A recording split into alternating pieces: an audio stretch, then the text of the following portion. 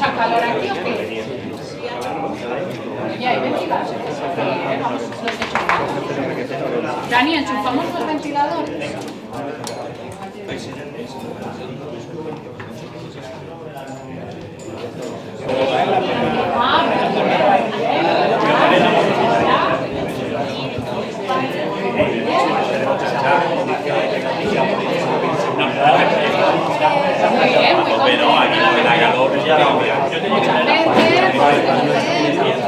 Pues por la noche que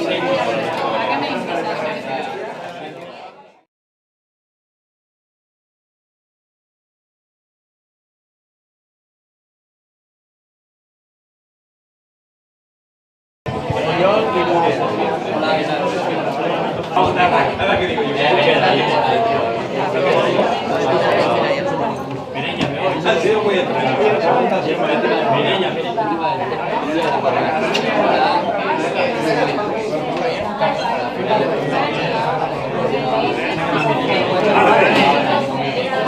Yo estoy recogiendo. Son 20.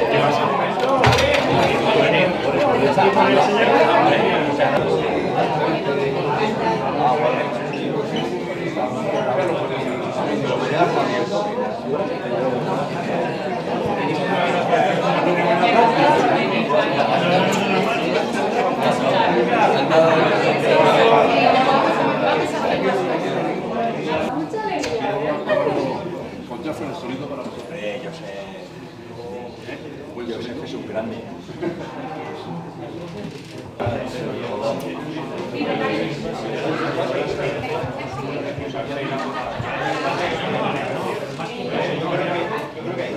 Luego, me pongo la pagona.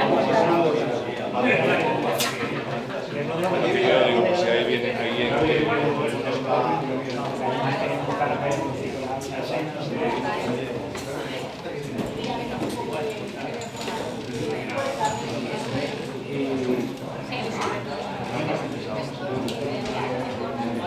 Hola.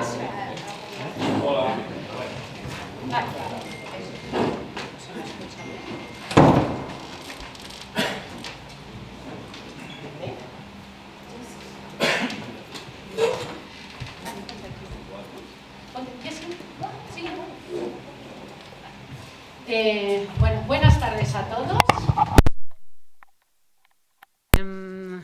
Bueno, me sorprende la cantidad de gente que hay en esta sala y nada, en primer lugar yo me presento, creo que todos me conocéis, pero bueno, para que quien no me conozca, yo soy Alicia Tomás, soy concejal y portavoz del Grupo Municipal de Vox aquí en Tarrasa.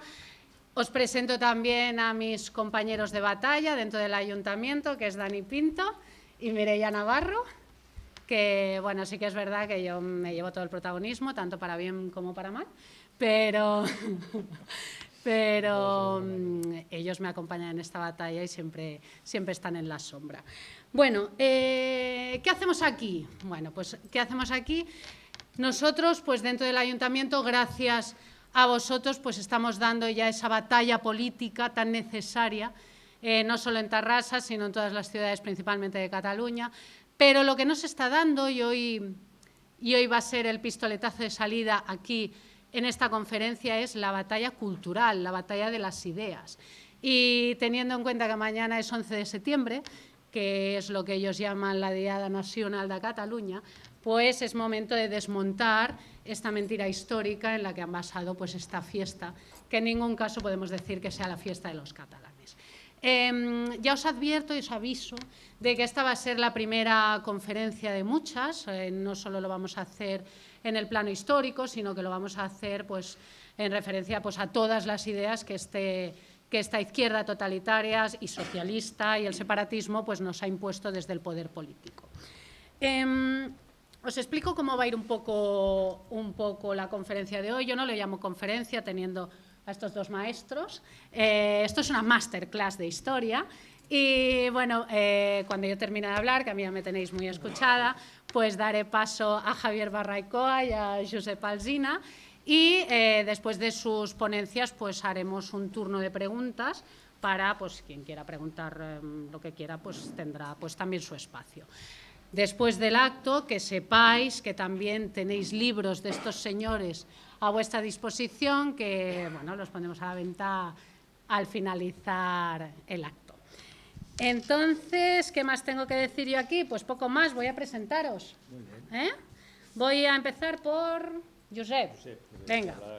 Empiezo por Josep. Los currículums siempre me los leo porque a pesar de que he compartido con ellos muchas ponencias, son tan impresionantes estos currículums que me los tengo que leer. Josep Alsina es licenciado en Biología. Hola, bienvenidos. Poneos cómodos.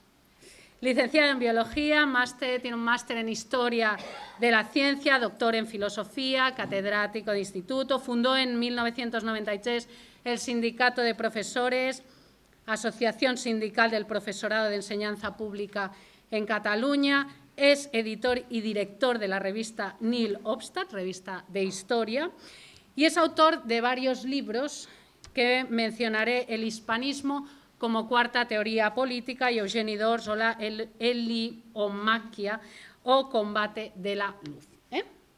Pues venga. Bueno. Bienvenido, Josep.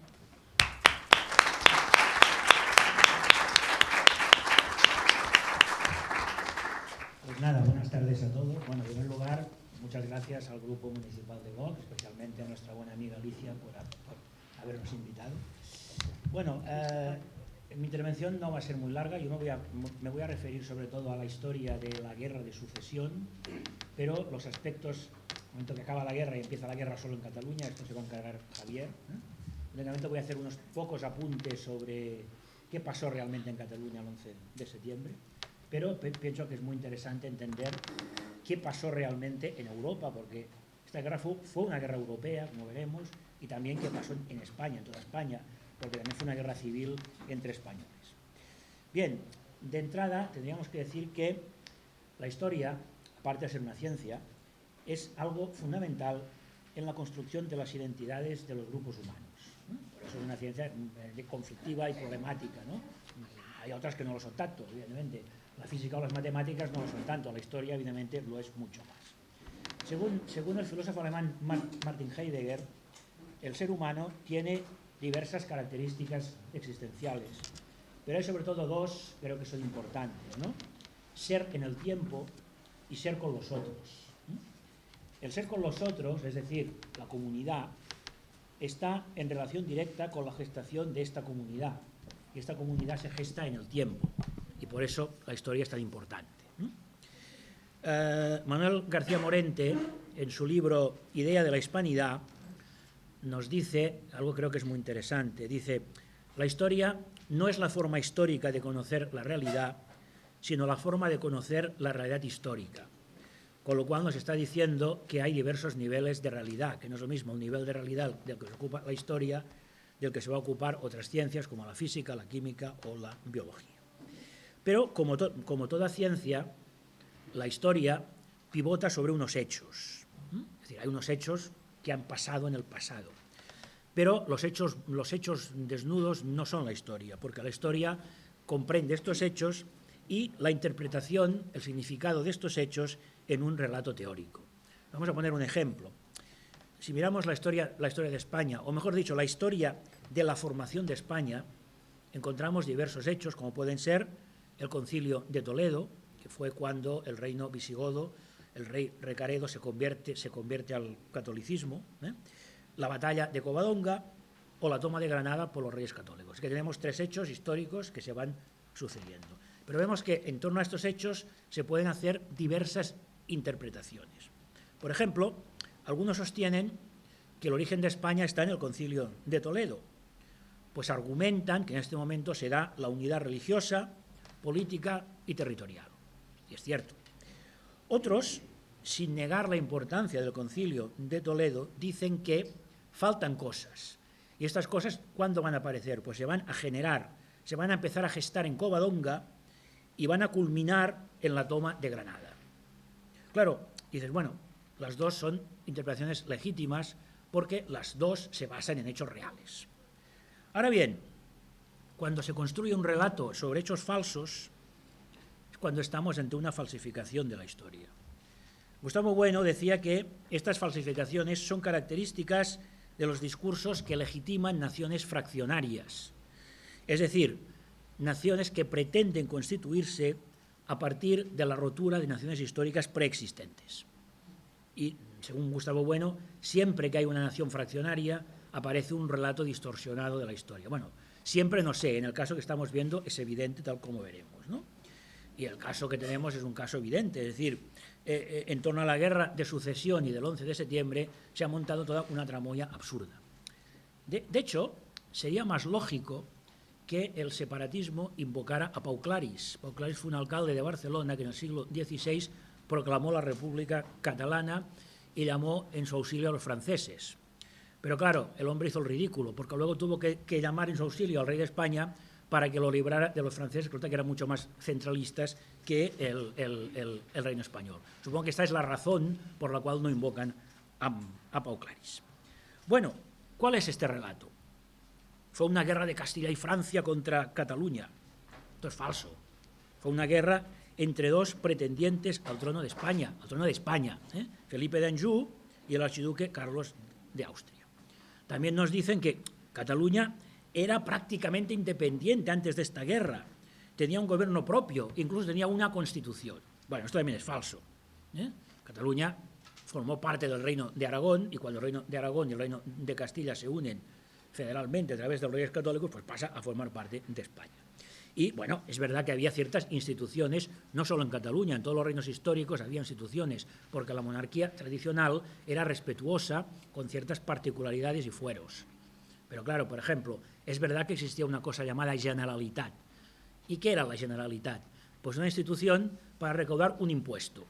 Un impuesto que, cosa rara en aquel momento, lo pagaba todo el mundo.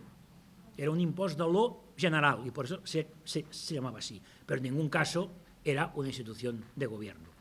Por cierto, que la mayoría de los presidentes de la Generalitat histórica fueron sacerdotes. Pequeño detalle. Bueno, más. También nos dicen que Cataluña tenía una constitución. No es verdad, porque la palabra constituciones en la Edad Media quería decir leyes escritas. Y había leyes que no estaban escritas, leyes consuetudinarias de costumbre y otras que estaban escritas. Las que estaban escritas se llamaban constituciones, pero no tiene nada que ver con la palabra constitución que aparece a partir del siglo XVIII con la Revolución Francesa.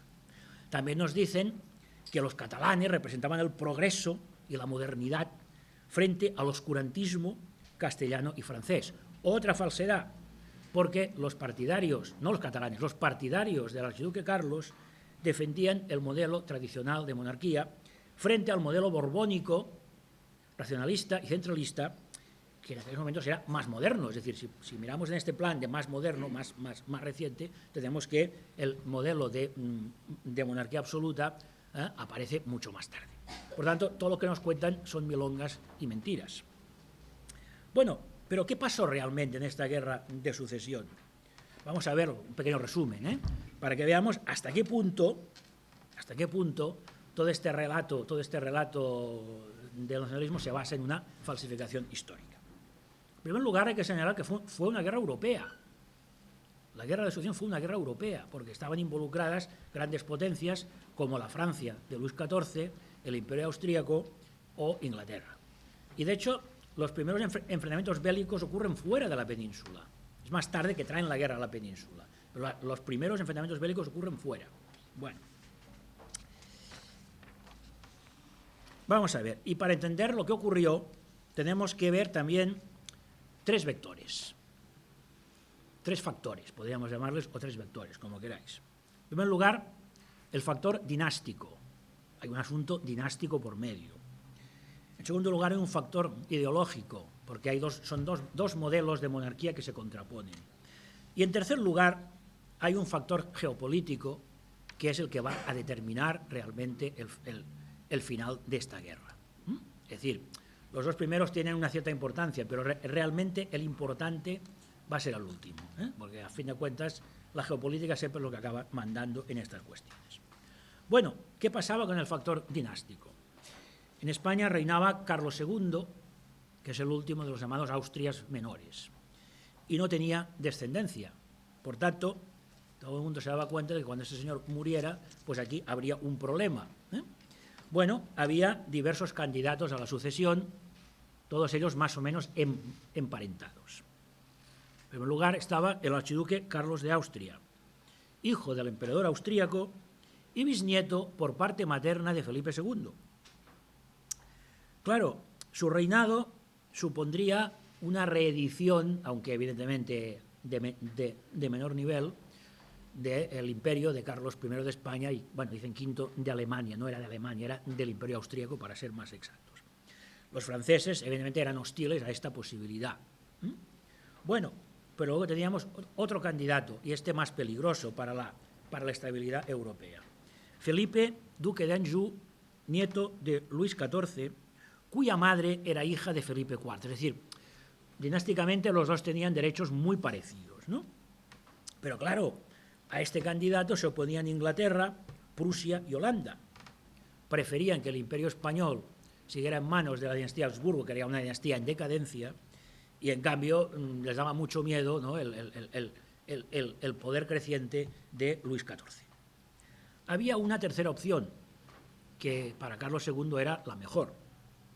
Un tal José Fernando de Baviera, que también estaba emparentado con los Habsburgo, hijo de un elector de un pequeño principado alemán. Claro, como esto no ponía a España en manos de ninguna potencia, porque el gran temor de Carlos II, que se cumplió, es que todo esto acabara con la pérdida de posesiones territoriales del Reino de España, que fue lo que ocurrió, tal como veremos. Bueno, al final, los consejeros de Carlos II cedieron a las presiones francesas. De hecho, es cierto que Carlos II nombra sucesor en su testamento a Felipe de Anjou. Felipe de Anjou entra en España y el 8 de mayo de 1701 es proclamado rey. Incluso viene a Cataluña, jura los fueros de Cataluña, etcétera, etcétera. Por lo tanto, de hecho, él llega a reinar. Luego veremos que hay toda una conspiración internacional para intentar, pues, que el rey sea el archiduque Carlos. Bueno, luego tenemos un segundo factor, el factor ideológico, porque cada uno de estos pretendientes representaba modos distintos de entender el Estado. De hecho, el archiduque Carlos, aunque no era español, era austríaco, pero representaba la continuidad de la monarquía tradicional española, es decir, la que habían inaugurado los reyes católicos y, de hecho, con la que se había forjado la nación histórica española y el imperio español. En este modelo, los reyes se consideraban depositarios de la soberanía y tenían un gran poder, pero no eran reyes absolutos. Es decir, cuidado que esto a veces se confunde, ¿no? La monarquía absoluta es algo posterior. Debían respetar los fueros y las constituciones y las leyes escritas, de los distintos reinos de su corona. A veces he hablado de una monarquía compuesta. Y debían pactar con las Cortes la implantación de nuevos impuestos. Cuando Carlos I de España y emperador del Imperio Austríaco quería un nuevo impuesto para las guerras en Europa, este impuesto había que pactarlo con las Cortes. Las Cortes, evidentemente, representaban solamente a un sector de la población, lógicamente, pero había que pactarlo con las Cortes. Luego no se puede hablar de monarquía absoluta de ninguna manera. Por tanto, los austracistas, los partidarios del archiduque, que no eran solo los catalanes, había otros, y también había en Cataluña, también había borbónicos, pero hay que tener en cuenta que eran los genuinos continuadores de la tradición española o de la tradición hispana. En cambio, Felipe de Anjou, nieto de Luis XIV, representaba el nuevo modelo de monarquía absoluta que había surgido del Tratado de Westfalia, que es un tratado que se firma cuando ya se produce la derrota definitiva de España y de otras potencias frente al protestantismo, y es cuando ya se declara que los príncipes son reyes absolutos. Pero reyes absolutos quiere decir que no reconocen ninguna autoridad por encima de ellos ni por debajo. Es decir, no reconocen la autoridad del Papa ni del emperador y tampoco reconocen ningún poder de contención. Es decir, esta monarquía absoluta, que sobre todo se instala en Francia, aquella fase famosa de Luis XIV, que dice, el Estado soy yo, bueno, pues lo que hacen este tipo esta manera de gobernar, pues es un proceso de centralización, de homogenización y destrucción de los cuerpos intermedios de la sociedad tradicional. Es decir, en aquel momento, la monarquía absoluta representaba la modernidad frente a la monarquía tradicional. Es más, de alguna manera, y aunque pueda parecer paradójico, la monarquía absoluta, sobre todo la francesa, prepara el camino a la Revolución Francesa, porque se pasa de la soberanía absoluta del rey a la soberanía absoluta de una entidad llamada voluntad general. Pero este proceso de destrucción de los cuerpos intermedios va a ser muy importante a la hora de facilitar el camino para la llegada de la revolución que vendrá más tarde. El hecho de que después los revolucionarios cortaran la cabeza al rey es un hecho importante, pero de alguna manera anecdótico. Bueno, entonces, claro, ¿qué ocurre? Pues que, bueno, Inglaterra, sobre todo, veremos que Inglaterra va a ser el auténtico ganador de esta guerra, ¿no? La política de Inglaterra respecto a Europa siempre ha sido intentar impedir que en Europa haya una potencia hegemónica. En este caso, ellos que ven el peligro de que, claro, la Francia de Luis XIV y la España de su nieto se conviertan en un gran poder, además con la posible entrada de Francia en el comercio con los territorios hispanoamericanos, que en aquellos momentos eran mucho más ricos y mucho más florecientes y mucho más de todo que lo que pasaba en la propia península ibérica. Bueno, entonces pues se produce pues una alianza, ¿no?, entre Inglaterra, entre el Imperio Austríaco, entre Holanda, y luego también intervienen Prusia, Saboya y Portugal. Todos estos estados, ¿no?, se unen o hacen una alianza militar para lograr que el archiduque Carlos llegue a ser rey de España. Bueno, y todo empieza con la llegada del archiduque Carlos a Portugal, a Lisboa. Y luego tenemos ya a un británico, Mitchell Crown, que empieza a negociar la entrada de Cataluña en el bando del archiduque. En principio, el reino de Aragón formaba parte, el Principado de Cataluña formaba parte del reino de Aragón, pero es verdad que tenía algunas instituciones diferenciadas. Más que Cataluña podemos hablar de Barcelona, ¿no? Tenía instituciones como el Consell de Cent, etc., ¿no? Bueno, y hay una parte de la nobleza catalana que empieza a ver con buenos ojos la posibilidad de pasarse al bando austracista. Entonces, la cosa empieza en Vic, el clan dels vigatans, pero luego se va extendiendo. Bueno,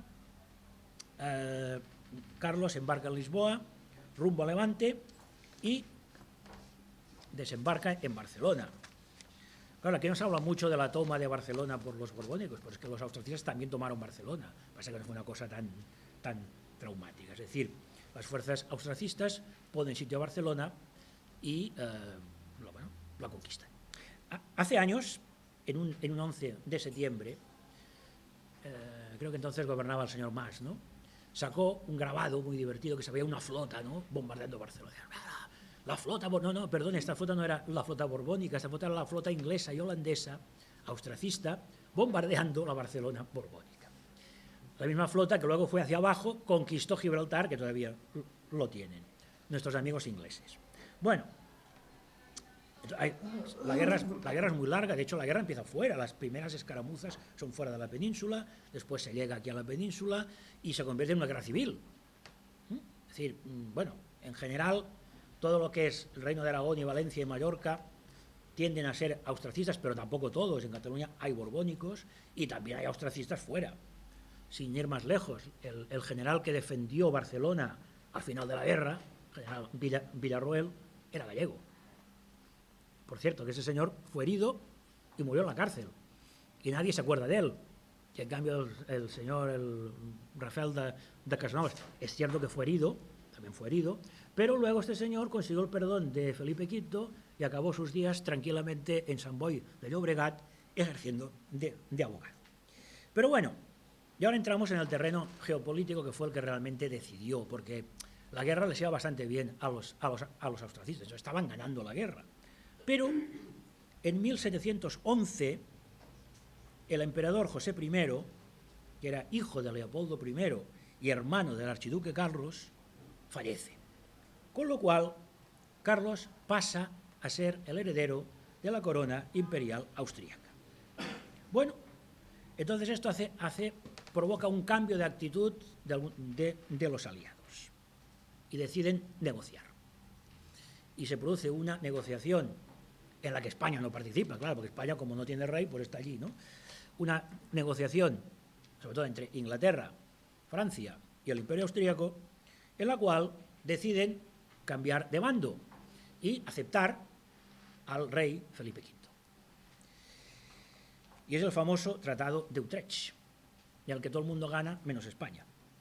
Es decir, bueno, los ingleses, que son los que ganan la guerra, los ingleses ganan la guerra, se quedan con Menorca, con su puerto estratégico, se quedan con Gibraltar, por lo tanto con el control del Mediterráneo, y además, lo más importante de todo, que esto muchas veces no se cuenta, el tratado abría para Inglaterra la posibilidad de comerciar con los virreinatos americanos, y allí fue cuando Inglaterra empezó a meter baza, y sobre todo a participar en el suculento negocio del tráfico de esclavos. Por lo tanto, esta guerra no se decide en el campo de batalla, sino a través de equilibrios geopolíticos y diplomáticos en los cuales la sociedad española, los españoles, o el Reino de España, llamarlo como queráis, no es más que un convidado de piedra. Es decir, Francia e Inglaterra son las dos grandes potencias que realmente deciden lo que va a ocurrir. Bueno, pues ya tenemos a la dinastía borbónica instalada en España. Es cierto que ya la nación histórica española, o la monarquía hispana, o el imperio hispánico, llamarle como queráis, con los Austrias menores ya estaba en decadencia, pero ahora la decadencia se va a acentuar por diversas razones, ¿no? Entre otras cosas, porque se producen modos y maneras de gobernar opuestas a las que habían generado la nación histórica española. Pero además hay que añadir que algunos representantes de esta dinastía han tenido a lo largo de la historia actuaciones, a mi modo de ver, auténticamente vergonzosas, como fue la claudicación de Carlos IV y su hijo Fernando VII ante Napoleón. Le dieron la corona, fue el pueblo español el que se levantó. O la huida de Alfonso XIII, únicamente porque los republicanos habían ganado las elecciones municipales en algunas ciudades españolas. Y no voy a seguir, porque habría más cosas que decir, pero me las callo. Y ahora ya tenemos pues que Cataluña y Mallorca, porque fueron las dos, se quedaron solas, abandonadas por sus aliados ingleses y abandonadas por el propio archiduque, que al final se marchó de Barcelona y les aconsejó que, que intentaran pues conseguir la clemencia de Felipe V. Algunos decían que Dios les había castigado por pactar con herejes, con los ingleses. Yo no sé si Dios les castigó, pero en cualquier caso, pactar con ingleses siempre sale mal, porque los ingleses, Inglaterra, no tienen amigos, tienen intereses, y esto lo han dicho ya muchas veces sin ningún tipo de reparo. Bueno, y a partir de aquí empieza la última parte de la guerra, ¿no? de una Barcelona que hace una actitud realmente heroica, pero imposible de ganar, ¿no? En la cual pues, se dan estos hechos que son los que más nos cuentan, ¿no? Pero estos hechos que más nos cuentan no son más que el colofón de una historia. Pero incluso en estos hechos que nos cuentan hay cosas que no cuadran, ¿no? Por ejemplo, en todas las imágenes que se ven de los defensores de Barcelona, veréis que la bandera que ondea es la bandera de Santa Eulàlia. Ni siquiera se ve el pendón de las 4 barras del Reino de Aragón, que podría ser muy, muy legítimo, ¿no? Que el defensor principal de Barcelona es un gallego, que muere en la cárcel, que nadie se acuerda de él. Es verdad que después claro, como es lógico, después de la caída de Barcelona hay una represión, pero no es una represión anticatalana, es una represión antiaustracista. Y la perla final.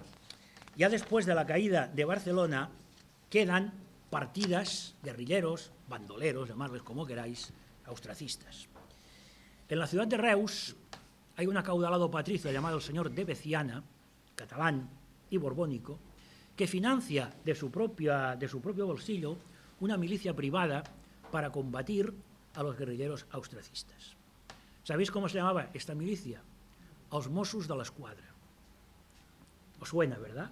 Pues els Mossos de l'Esquadra es el embrión de lo que después será la policía catalana o la policía de los Mossos de Escuadra, que, bueno, de hecho sigue existiendo. La verdad es que durante el franquismo existía, porque había una compañía de Mossos de Escuadra que dependían de la Diputación. Es decir, que, curioso, ¿no? Una de las estructuras de Estado que están más orgullosos de esta gente resulta que tiene un origen borbónico y butiflé. Bueno, yo os dejo aquí y ahora va a seguir Javier hablando ya más del tema de Cataluña y muchas gracias por vuestra atención.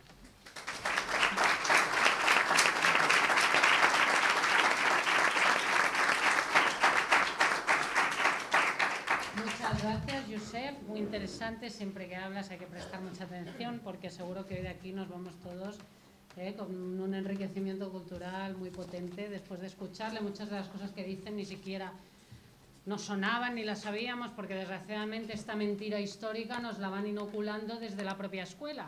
Yo que soy de otra generación, pues esto hasta que no he sido más grandecita no me lo han enseñado. En las escuelas desgraciadamente te enseña la mentira histórica y creces con una idea que después, cuando una tiene unas inquietudes y un poquito más de rascar y de averiguar un poco más pues ves que al final todo es una mentira y todo es una red de ingeniería social para crear esta desafección con España y utilizan la historia precisamente para esto. Bueno, ahora voy a dar paso a Javier Barraicoa. Él es doctor en filosofía, seguro que me equivoco en algo, pero bueno, ya me conocéis, o sea que me perdonáis. Es doctor en filosofía y profesor de ciencias políticas en la Universidad Abat Oliba, además de escritor y articulista en diversos medios, fundador de Somatemps. Antes también se me ha olvidado de decirlo, Josep también es fundador de Somatemps, fue el presidente de la asociación, él también, bueno, lo digo ahora. Algunos de los libros de Javier Barraicoa los podéis adquirir al finalizar también la charla, igual que los de Josep. Entre otros, que sepas que tienes faena, hay algunos libros aquí por firmar. Entre sus libros está Historias ocultadas del nacionalismo catalán, Cataluña hispana y muchos otros que, bueno, si os metéis igualmente en internet ahí los encontráis. Pues venga, Javier, adelante. Gracias.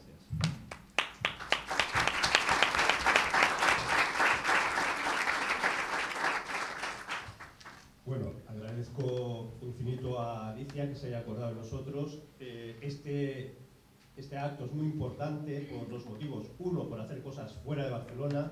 Nos tenemos que acostumbrar que tenemos que estar en toda Cataluña. Y luego por apostar por la cultura, porque somos partidarios de que si no hay una batalla cultural, al final la batalla política se acaba desorientando, se acaba desnortando. Es verdad que a veces digerir todo lo que se cuenta en una conferencia es muy difícil, pero al menos que queden unas pinceladas, que queden unas ideas fuertes, hay que volver sobre ellas, reflexionarlas, madurarlas, y es la única forma de evitar que nos manipulen. Ha contado muy bien, Josep, todo lo que es el entorno, al igual alguna cosa pues voy a reforzar su propuesta, pero hemos de pensar que la guerra de sucesión es una guerra que va de 1701 oficialmente hasta 1713. Claro, y el 11 de septiembre es 1714, aquí pasa algo raro, ¿no? La guerra oficialmente se acaba con el Tratado de Utrecht, 1713, del cual, por cierto, recomiendo leer el artículo 13, donde Felipe V dice que como rey perdona a todos los catalanes, les va a respetar la hacienda, los va a amnistiar, va a permitir sus fueros, va a, igual que los de Castilla, y que todas las ventajas que tiene Castilla pues también se van a aplicar a Cataluña, que es uno de los pueblos que más ama de España. Esto lo dice en el Tratado de Utrecht, que no es poco. Luego, como la guerra se va a prolongar por obcecación de unos cuantos, claro, se enfada y dice, pues ahora lo van a pagar todos los catalanes. Pero si se hubiera firmado el Tratado de Utrecht, pues posiblemente se abriría, al menos unos años antes, las puertas a América, bueno, toda una serie de cuestiones que luego se han lamentado los catalanistas. Esta guerra que impasse de la guerra de 1713 a 1714, tampoco lo podríamos entender como, sin saber qué es lo que pasa cuando Felipe V, por testamento de Carlos II, es nombrado rey de España. Llega a España, España está pacificada, hay un conflicto europeo, pero el continente, la península, no es teatro de operaciones de guerra. Felipe V es recibido, jura los fueros de Castilla, jura los fueros de Aragón, jura las constituciones de Cataluña, va visitando todas las regiones y reinos históricos, es aclamado y aplaudido y entusiasmado el pueblo catalán con Felipe V. Hemos de recordar que Felipe V se casa con su primera mujer en Vilabertrán, en el Alpurdá de Gerona. Por tanto, Felipe V no tenía la más mínima digamos, inclinación a odiar a los catalanes, como se nos ha hecho creer. Y cuando llega Felipe V, hay testimonios, solo voy a leer uno, pero hay cientos de testimonios, lo voy recogiendo en mis libros, de cómo los catalanes recibieron a Felipe V. Por ejemplo, Francesc Bru, en 1700, en la lamentación fúnebre, dice: el rey, es un rey francés, pero dice, el rey es español, por más que haya nacido en Francia, porque los reyes toman su naturaleza de la corona, no de la cuna, de los reinos que mandan, no de las tierras que nacieran. Venga España, serenísimo señor, se está diciendo, ven Felipe V, y será más español que nosotros, pues a nosotros nos hizo españoles la tierra, está hablando un catalán, y a Felipe el cielo, una retórica fantástica, ¿no? de amor a la monarquía, al rey, es más español, da igual que haya nacido en Francia, se lo perdonamos, porque este es un rey español, porque así lo ha decidido la providencia. Con esos textos encontraríamos muchísimos. Felipe V se pasea por la península, no hay ningún problema. Incluso en ese teatro de operaciones europeos coge un momento y va a Nápoles a batallar a favor de la causa de los Borbones, pero se cansa, era muy melancólico Felipe V, se vuelve, pero vuelve por Barcelona. En Barcelona en 1703 es aclamado con un entusiasmo brutal. Y bueno, todo parece que va bien hasta que llega el Pacto de Génova, que ahí es donde se fastidia, y Josep ha hecho una alusión. El Pacto de Génova es una cosa de locura, y es que unos tipos de la plana de Vic, vigatans, que se dedicaban al comercio de aguardiente y ron con los ingleses, por una serie de causas casi de tebeo, pues deciden que van a pactar con los ingleses y con unos comerciantes ingleses, se van a Génova y hacen un pacto entre unos empresarios vigatans y unos empresarios ingleses que deciden que en nombre del Principado de Cataluña le van a declarar por sus narices la guerra a Felipe V, y ya está. Y es así como de repente llegan a ese pacto que ha señalado Josep, donde una flota anglo-holandesa va a intentar y toma Barcelona, pero hasta entonces toda la península, toda España, los reinos estaban salvaguardados de la guerra. Entonces, bueno, hay que decir que estos austracistas, apoyados por ingleses y holandeses, que van a intentar tomar Barcelona, y de hecho la tomarán, y además veremos que empiezan a haber unas circunstancias muy raras, se encuentran que cuando ya Barcelona es austracista, en Cataluña hay mucho borbónico, mucho partidario de los Borbones. Nos han hecho creer, también lo ha dicho Josep, que esto era una guerra entre austracistas y borbónicos, como si los castellanos fueran todos borbónicos y los catalanes todos austracistas. No, es una guerra civil, compleja. He tomado unos datos, los están también en mis libros, pero en Cataluña hay muchas villas, muchas ciudades que son totalmente borbónicas. Manlleu, Centelles, Berga, Tagamanent, Castellterçol, Cervera, Vildebrai, una cantidad de ciudades que eran borbónicas, que además a los jóvenes los alistan en fusileros pro-borbónicos y contra los austracistas. Y además, si cogemos los regimientos catalanes borbónicos que se ponen al servicio de Felipe V, son muchísimos. He hecho una pequeña lista. El regimiento de dragones de Camprodon es el apellido. Normalmente ponían el apellido de quien organizaba el regimiento, que por cierto, la gana Felipe V porque hay un momento que está a punto de ser capturado en Lérida por las tropas austracistas, y catalanes del regimiento de dragones de Camprodon lo salvan, lo recogen y se lo llevan a Zaragoza y lo protegen en Zaragoza. Por tanto, gracias a unos catalanes, el Borbón se puede salvar. Está el regimiento de Picalqués, de Grimau, de Llobet, los regimientos de Baidaró, de Molina, 4 regimientos de infantería de Nebot, Rafael Nebot, los regimientos de fusileros naturales de Berga, los fusileros naturales de Centellas, bueno, de Cervera, ¿no? Que sabéis que fue una ciudad claramente austracista y por eso luego Felipe V les regala la Universidad de Cervera. Bueno, había muchísimos. De hecho, cuando acaba la guerra, hay una cosa que nadie, ningún nacionalista puede explicar, que es por qué Felipe V, teóricamente tan anticatalán, decide crear la Guardia de Granaderos, que actualmente existe, que no es un cuerpo militar, es un cuerpo de la Casa Real encargado de proteger al rey. El cuerpo de granaderos lo funda Felipe V con Bernardino Marimón, que es un catalán, y la nobleza catalana va a constituir la élite de este cuerpo, de esta guardia pretoriana de Felipe V, ¿no? Es un poco sospechoso que si Felipe V era anticatalán, como su guardia pretoriana lo hace con nobleza catalana y, digamos, fiándose completamente. De hecho, también podríamos argumentar que no es una, como se nos ha hecho creer, una especie de lucha cultural donde el castellano contra el español, el castellano contra el catalán, ¿no? Dos culturas se van a imponer, no imponer. Esto no es así. Yo he revisado y he puesto en mis libros como muchos butiflés, por tanto catalanes a favor de Felipe V, como Josep Aparici. Josep Aparici fue un hombre clave de Felipe V tras la guerra para organizar la Cataluña borbónica. Después de la guerra hay que organizar esto, y un hombre de confianza es Josep Aparici. Toda la correspondencia de Josep Aparici, que es borbónico, es en catalán. Incluso hasta en su tumba, la lápida está escrita en catalán. En cambio, muchísimos catalanes austracistas investigamos su correspondencia y escribían en castellano. Los maulets, que eran los austracistas valencianos, cuando llega el archiduque Carlos a Valencia, le reciben cantando odas, poesías, rapsodias, todo en castellano. Ni se les ocurre hacer poesías en catalán. Por tanto, esto es muy frecuente. Un Borbón podía utilizar su lengua en catalán y un austracista en castellano y viceversa, porque no se trataba de eso.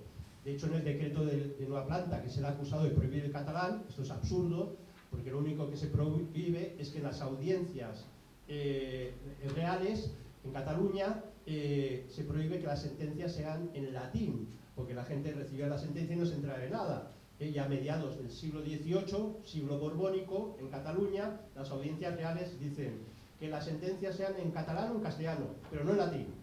O sea, que no había ninguna animadversión. Otra cosa es que el castellano había cogido muchísimo prestigio, estaba cogiendo mucho arraigo entre las élites y se iba extendiendo, ¿vale? Bueno, pero también hay que decir que no es una guerra Castilla-Cataluña, como se nos ha también querido vender, porque en esa Barcelona que va a quedar sitiada de 1713 a 1714 encontramos, y he cogido una relación de regimientos, curiosamente un tercio de castellanos que estaban defendiendo, eran austracistas, defendiendo Barcelona contra los borbónicos. Y eran 700, estaba compuesto por 700 infantes, que no era poca cosa. Un regimiento para alemanes, el regimiento de San Narciso, el regimiento de coraceros de San Miguel, que era de aragoneses, el regimiento de Santa Eulalia, que era de navarros, etcétera, etcétera.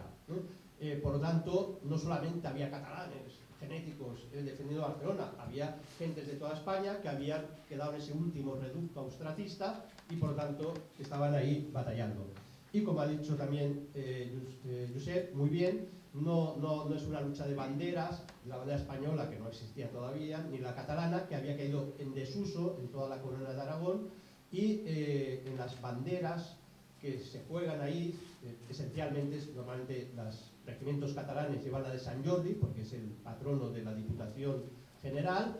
La bandera real del archiduque Carlos tiene el Sant Jordi, la cruz de Sant Jordi, más el escudo real del archiduque Carlos, y luego encontramos algunas banderas, como el Regimiento de Defensa de la Fe, que el eslogan que tiene es Pro Lege, Patria, el rege, por la ley, la patria y el rey, imagínense, la patria era Cataluña, era España, no era Cataluña. Estamos hablando de austracistas que en la lectura que ha hecho el nacionalismo siglos después era Cataluña contra...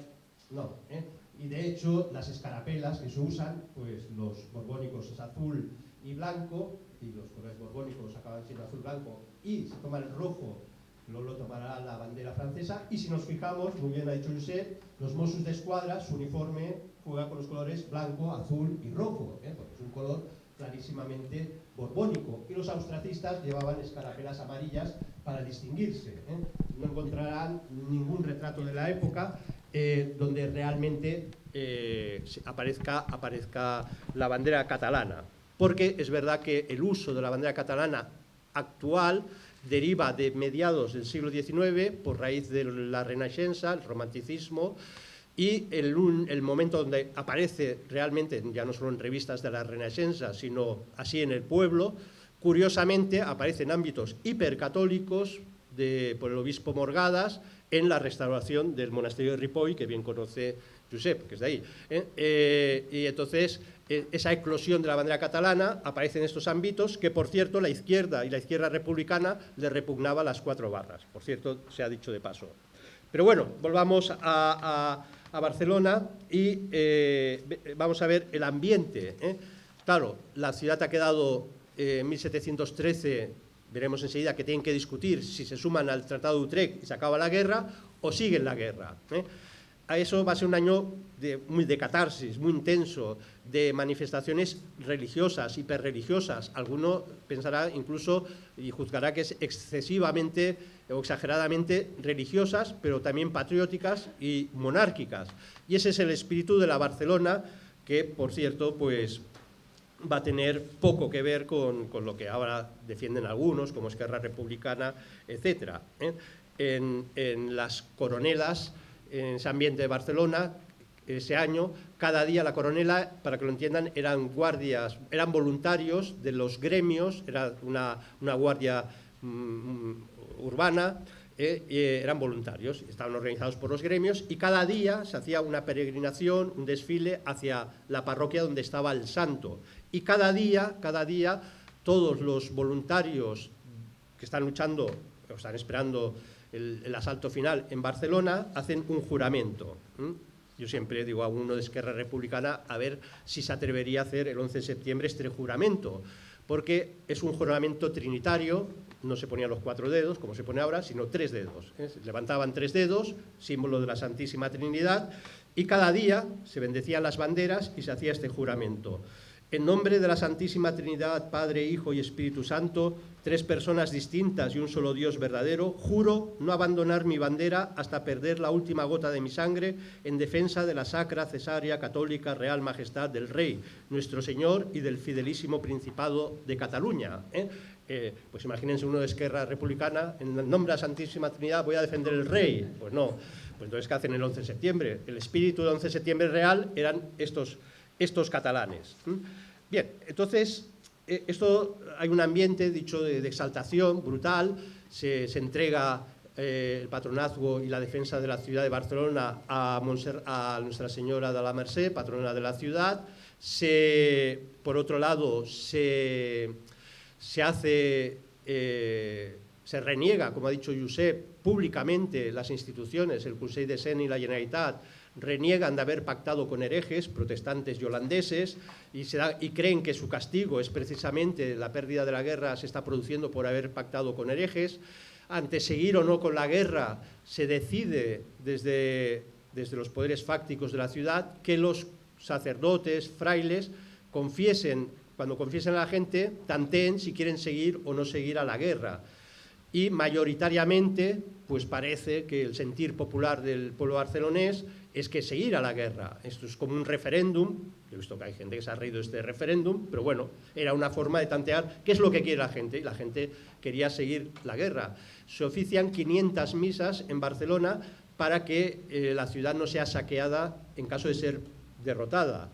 Curiosamente, las fuerzas del duque de Berwick, cuando toma la ciudad, no la saquea. Esto es un caso insólito que a lo largo del siglo XVII, XVIII, incluso XVI, estamos acostumbrados que las guerras, una forma de pagar a los soldados es permitiéndoles botín sobre ciudad conquistada. Milagrosamente, los historiadores no se lo explican, pero Barcelona nunca fue saqueada, si no, no nos lo perdonarían, claro, pero no fue saqueada.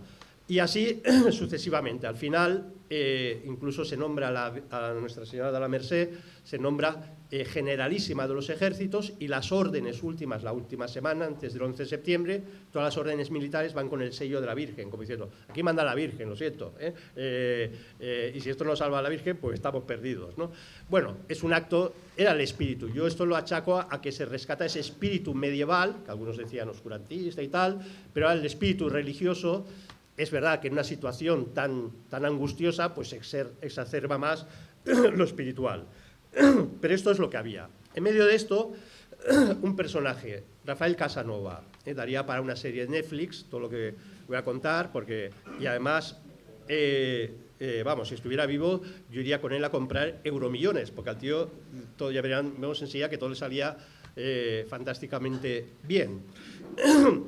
Esto lo digo porque la historia es muy complicada. La historia es muy complicada porque somos personas, seres humanos, buenos y malos. Todos tenemos cosas buenas y malas, y a veces en los personajes se relucen, digamos, momentos épicos y de nobleza, y el mismo personaje pues es un canalla y acaba traicionando, y yo qué sé, todos sabemos cómo somos, ¿no? Y esto es lo que pasa a Rafael Casanova. Es un personaje mixto, es un personaje muy complejo, insisto, digno de Netflix. Y vamos a ver una serie de cosas que aparecen sospechosas, cada uno interprete lo que quiera. Por cierto, no hay una biografía de Rafael Casanova seria, misteriosamente. Hay retazos, cosas, pero seria no hay. ¿Qué ocurre? Llega esa flota anglo-holandesa, 1705, para tomar Barcelona, empieza a bombardear Barcelona, y el presidente de la Generalitat cae herido, que es borbónico, la ciudad es borbónica, y entonces cae herido. Y entonces, misteriosamente, lo dejan en una sala y lo dejan desangrarse. En los dietarios de la ciudad de Barcelona dice, murió por cansancio, agotamiento. No, esto lo dejaron. Había austracistas en la ciudad, y como el presidente de la Generalitat decía, yo soy borbónico y hay que defender la ciudad borbónica, aprovecharon que cayó herido y ahí lo dejaron morir. Hay, digamos, fuerzas austracistas que son los que les abren la puerta a los austracistas, a los ingleses y a los holandeses, y la ciudad queda ya en manos de los austracistas. En ese momento, Casanova ya está en Barcelona, viene de Moyà a estudiar Derecho a Barcelona, ya es un abogado, y de repente muere un edil de Barcelona, un conseller, muere un conseller. Aquí no sabemos bien si se lo cargaron o se muere, pero el caso es que se muere, y curiosamente es elegido para sustituirle Casanova. Los ediles, había 6 consellers y eran corporativos, orgánicos. Unos representaban a los abogados, a los textiles, etc. Y él es edil, digamos, o conseller por el cuerpo de los abogados. Bueno, los 6 ediles elegían por insaculación, por suerte, el conseller en cap, por tanto el alcalde. De momento Casanova es un edil, que ha llegado porque se ha muerto un tío y lo han elegido. Y bueno, y el Consell de Cent eran los 100 ciudadanos que aconsejan a estos 6 ediles. Era una cosa muy orgánica, muy estructurada. Bueno, entonces, ¿qué es lo que ocurre?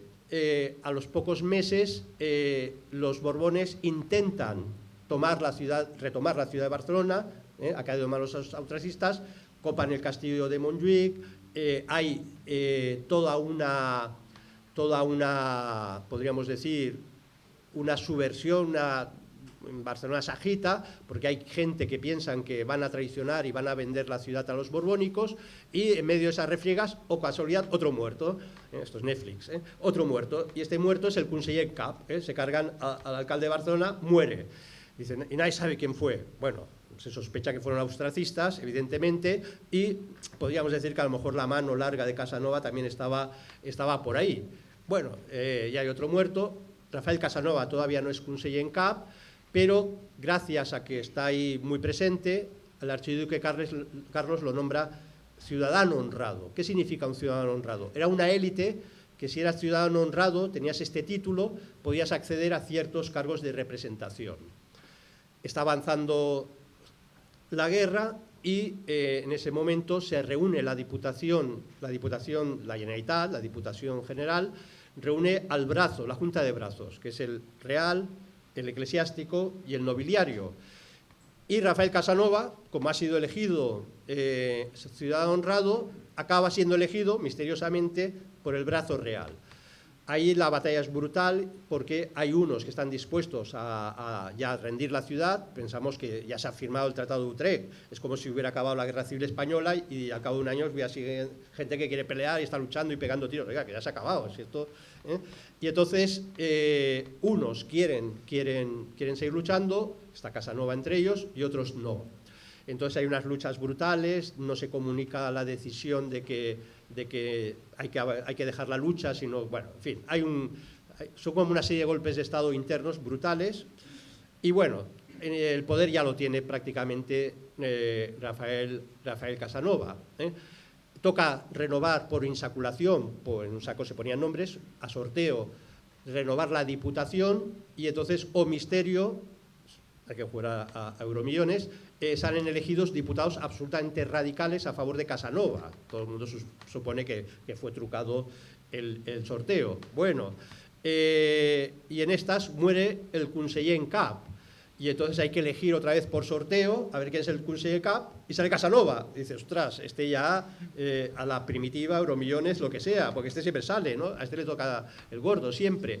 Y es elegido conseller en cap. Y esto ya crea tan mal ambiente en Barcelona que estamos ya en enero de 1714, el 11 de septiembre ya se está acercando, y hay ya claro, mucha gente austracistas, pero dicen, esto es una locura, esto es una tomadura de pelo, esto es un golpe de Estado, y deciden intentar cargarse a Rafael Casanova. Rafael Casanova es muy listo, tiene los resortes del poder, y da un contragolpe que se le ha llamado a los historiadores el golpe concejil.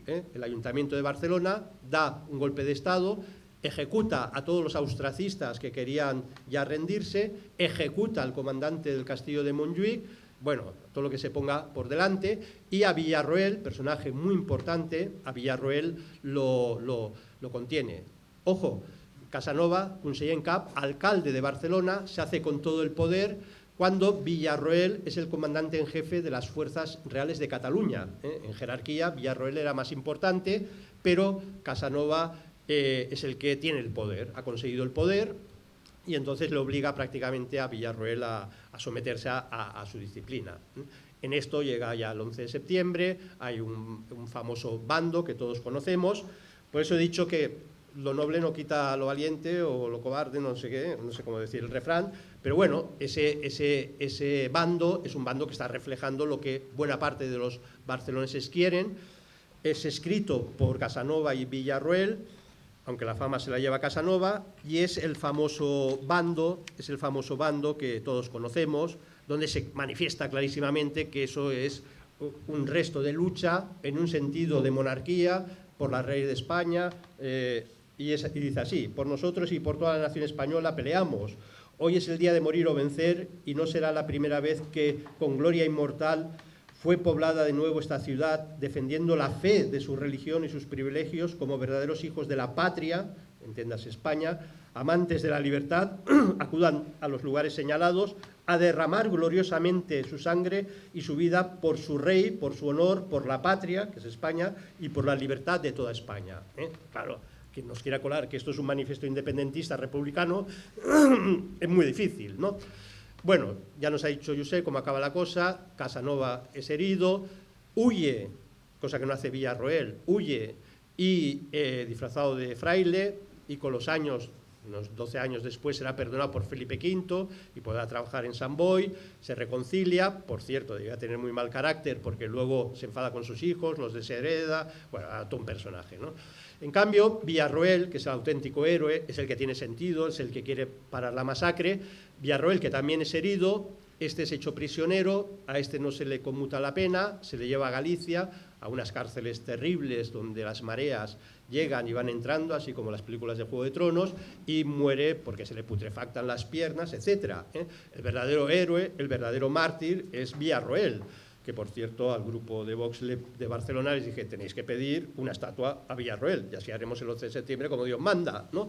Bueno, evidentemente todo el nacionalismo lo va a manipular, muchas manipulaciones, voy a ir muy rápido.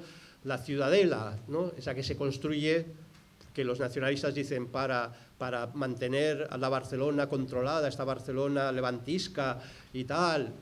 Miren, hace unos meses salió un historiador que por fin dijo algo serio, algo con sentido común. El Parque de la Ciudadela, bueno, la Ciudadela, donde ahora está el Parque de la Ciudadela, es una fortaleza de la época con 5 baluartes, por tanto como un pentágono, y si el enemigo fuera Barcelona, 3 de los baluartes estarían enfocados a Barcelona y 2 para el otro lado, y no es al revés, 3 están enfocando hacia tierra para posibles invasiones por tierra o por mar, que queda a la derecha, y entonces dice, hombre, esto es una fortaleza para defender Barcelona, que por cierto nadie dice que es cuando empieza la industria textil catalana, porque tanto soldado de la Ciudadela exigían uniformes, y esto fue un negociazo impresionante.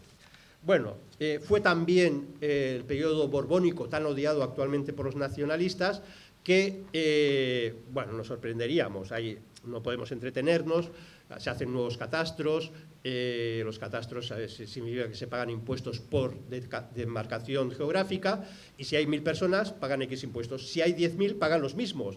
Como iba creciendo por primera vez desde la Edad Media la población, cuando la población crece, es que es un siglo muy bueno, pues resulta que los catalanes pagan muy pocos impuestos, se desaparecen los aranceles internos. En Cataluña había unos 40 sistemas monetarios que era imposible activar cualquier forma de inversiones, porque había florín aragonés, balear, valenciano, de Venecia, de Génova, de todos lados, hasta turcos. Y entonces empieza a entrar el real de A8 y los catalanes se encuentran, ostras, tenemos Felipe V nos ha dado un puerto franco, ahora podemos negociar directamente desde Barcelona con América, y tenemos un real de A8 que sirve para México, para Filipinas. Bueno, esto es digamos, una eclosión tan brutal de la economía catalana que hasta los primeros nacionalistas lo tienen que reconocer. Por eso, en el Compendio Catalanista de Prat de la Riba, escrito en 1894, dice una cosa, el padre del nacionalismo actual, en ese catecismo para los que van a ser los primeros nacionalistas, hablando del 11 de septiembre, les dice, si es una cosa tal, hay que admirarlos, fueron unos héroes, pero no los imitemos, ¿Por qué? Porque nos fue muy bien, ganamos mucho dinero. Esto tiene una explicación porque en ese momento el catalanismo se está codeando con la burguesía y evidentemente Prat de la Riba tenía que decir, no podemos meternos con los Borbones, que son los que nos han traído el dinero, la pasta y ya han hecho crecer la burguesía. Bueno, y acabo muy brevemente, creo que es importante que una pequeña reflexión sobre cuándo se empieza a celebrar el 11 de septiembre. Porque una cosa es lo que pasa el 11 de septiembre, que ya vemos que nada tiene que ver con lo que se celebra, pero en sus orígenes de celebración del 11 de septiembre son muy curiosos y hay que decir algo, porque tampoco tiene nada que ver con los 11 de septiembre que se celebran ahora. Se empieza, de hecho se olvidó lo que pasó. Enseguida los catalanes vieron que eso iba muy bien, el sistema de la nueva planta iba fantástico, ganaban dinero, se abría el comercio y fíjense que Rovira i Virgili, un historiador del primer tercio del siglo XX, masón, republicano, de todo, dice, el siglo borbónico, claro, los nacionalistas tenemos que estar contra los borbones, pero es que los catalanes, lo dice así literalmente en su historia de los nacionalismos, dice, los catalanes se volvieron extremadamente monárquicos y españolistas, ¿no? Y tal, y lo dice él, ¿no? Se dice, ostras, aquí tenemos un problema, ¿no? Bueno, entonces, ese 11 de septiembre, Cataluña se había olvidado. Eso pasaba mucho en esas épocas históricas. A los 10 años de una guerra la gente se olvidaba y seguía viviendo, que la vida era muy dura. En 1871, un canónigo de Barcelona, Bruguera, escribe una memoria de los caídos en el 11 de septiembre de 1714, en sentido muy piadoso, en sentido muy tradicional, en sentido de defender los fueros. De hecho, él era carlista. Y bueno, y al hilo de esto, en 1886 se celebra la primera misa en Santa María del Mar, porque había tradición de que en el Fusá de las Moreras, ahora parece que no es así, se habían enterrado defensores. Pero era una misa, que por cierto el sermón iba a ser en catalán y el gobierno de Madrid lo prohíbe. O, curioso, Sagasta, el Partido Liberal. Los de izquierdas son los que dicen que no haya sermones en catalán, eso lo dice la izquierda. Ahora todos van de que son más catalanes que Cataluña, pero el gobierno de Sagasta es el que prohíbe, que lo iba a decir Musencullé, famoso. En 1888, y aquí viene una cuestión que creo que es muy divertida históricamente, viene la Exposición Universal en Barcelona, y los catalanistas, que todavía no tienen partido político, es una lucha cultural, están muy contentos con la Exposición Universal. Los catalanistas conservadores, que muchos eran católicos y conservadores y de derechas, esto es lo que nos ha cambiado ahora el chip, pero ser catalanista era ser católico, de derechas, conservador. Y entonces ven como una posibilidad, la burguesía catalana, sí, Exposición Universal, Barcelona, vamos a ganar dinero, estaremos al nivel de París. Y, curiosamente, el catalanismo de izquierdas de Valentí Almirall, republicano, dice, no, que no vengan, nos van a españolizar y tal, no queremos. Bueno, una cosa un poco también delirante. Y entonces, en esa exposición se hace la estatua de Casanova, Rafael Casanova, la que vemos ahora es de esa época, de 1888, por cierto, también del monumento a Colón. Y entonces, esto ya es una cuestión mía, una inspiración mía, posiblemente equivocada, pero ¿por qué se celebra el 11 de septiembre delante de la estatua de Rafael Casanova? ¿Por qué no se hizo ninguna estatua a Villarroel? No sé si me explico. ¿Por qué? Porque en aquella época Casanova, estamos hablando ya del finales del siglo XIX, fíjense lo que había llovido en 1714, la burguesía todavía era consciente de que gracias a los Borbones se habían forrado y se habían hecho una élite dominante. Y entonces, bueno, Rafael Casanova era un personaje de consenso, había estado con los austracistas, pero luego se había arrepentido, había sido perdonado, había hecho dinero con los Borbones. Esto es lo que queremos, estará bien para ganar dinero, esto es muy importante.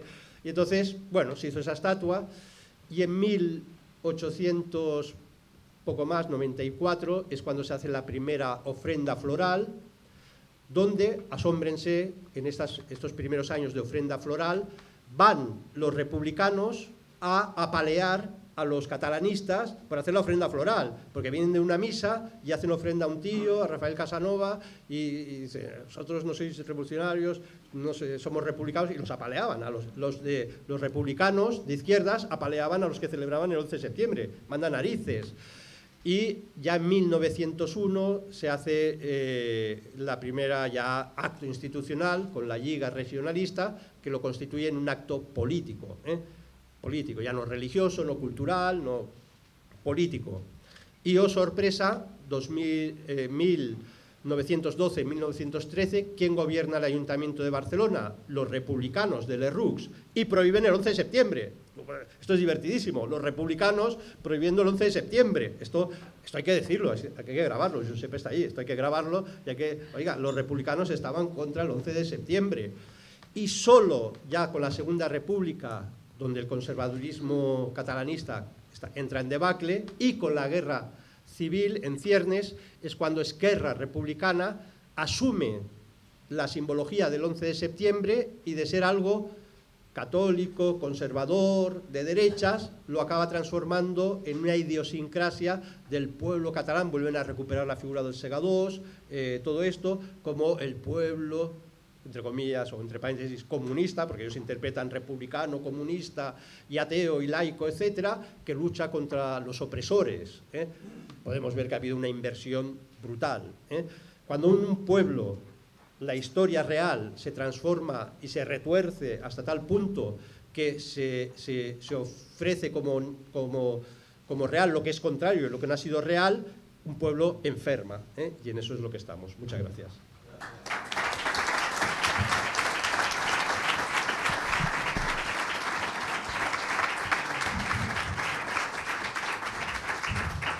Muchas gracias, Javier. Bueno, pues ahora, si os parece, damos paso a vosotros, por si tenéis alguna pregunta que hacerle a los dos maestros, pues adelante. Yo tengo varias. Yo he tenido la gran suerte de haber nacido en Barcelona, ciudad condal, en el barrio del Poblenou, ¿conocéis? ¿Vale? Y ahora tengo pues una duda, es ¿cuál es realmente la patrona de Barcelona, Santa Eulalia o la Merced?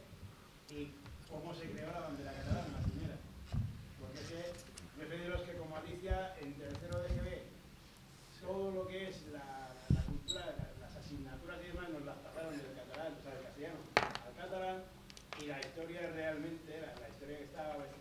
explicando el compañero, pues es la que se estaba narrando, y luego nos la cambiaron por completo, con los libros de texto, etcétera, etcétera. La primera patrona es Santa Eulalia, que es protomártir, y la segunda, ya más tardíamente, a partir del siglo XIV, si mal no recuerdo, se nombra copatrona a Nuestra Señora de la Merced. Digamos porque tiene que ver con las apariciones de la Virgen, dicen, a San Raimundo de Peñafort, San Ramón Nonato y a Jaime I para que funde la Orden de los Mercedarios para rescatar, tema muy de actualidad hoy en día, a todos los cristianos capturados por los moros y presos en las cárceles de Orán, etcétera, ¿no? Y entonces, claro, es tan potente esa devoción que arranca con tanta fuerza que se nombra copatrona, ¿vale?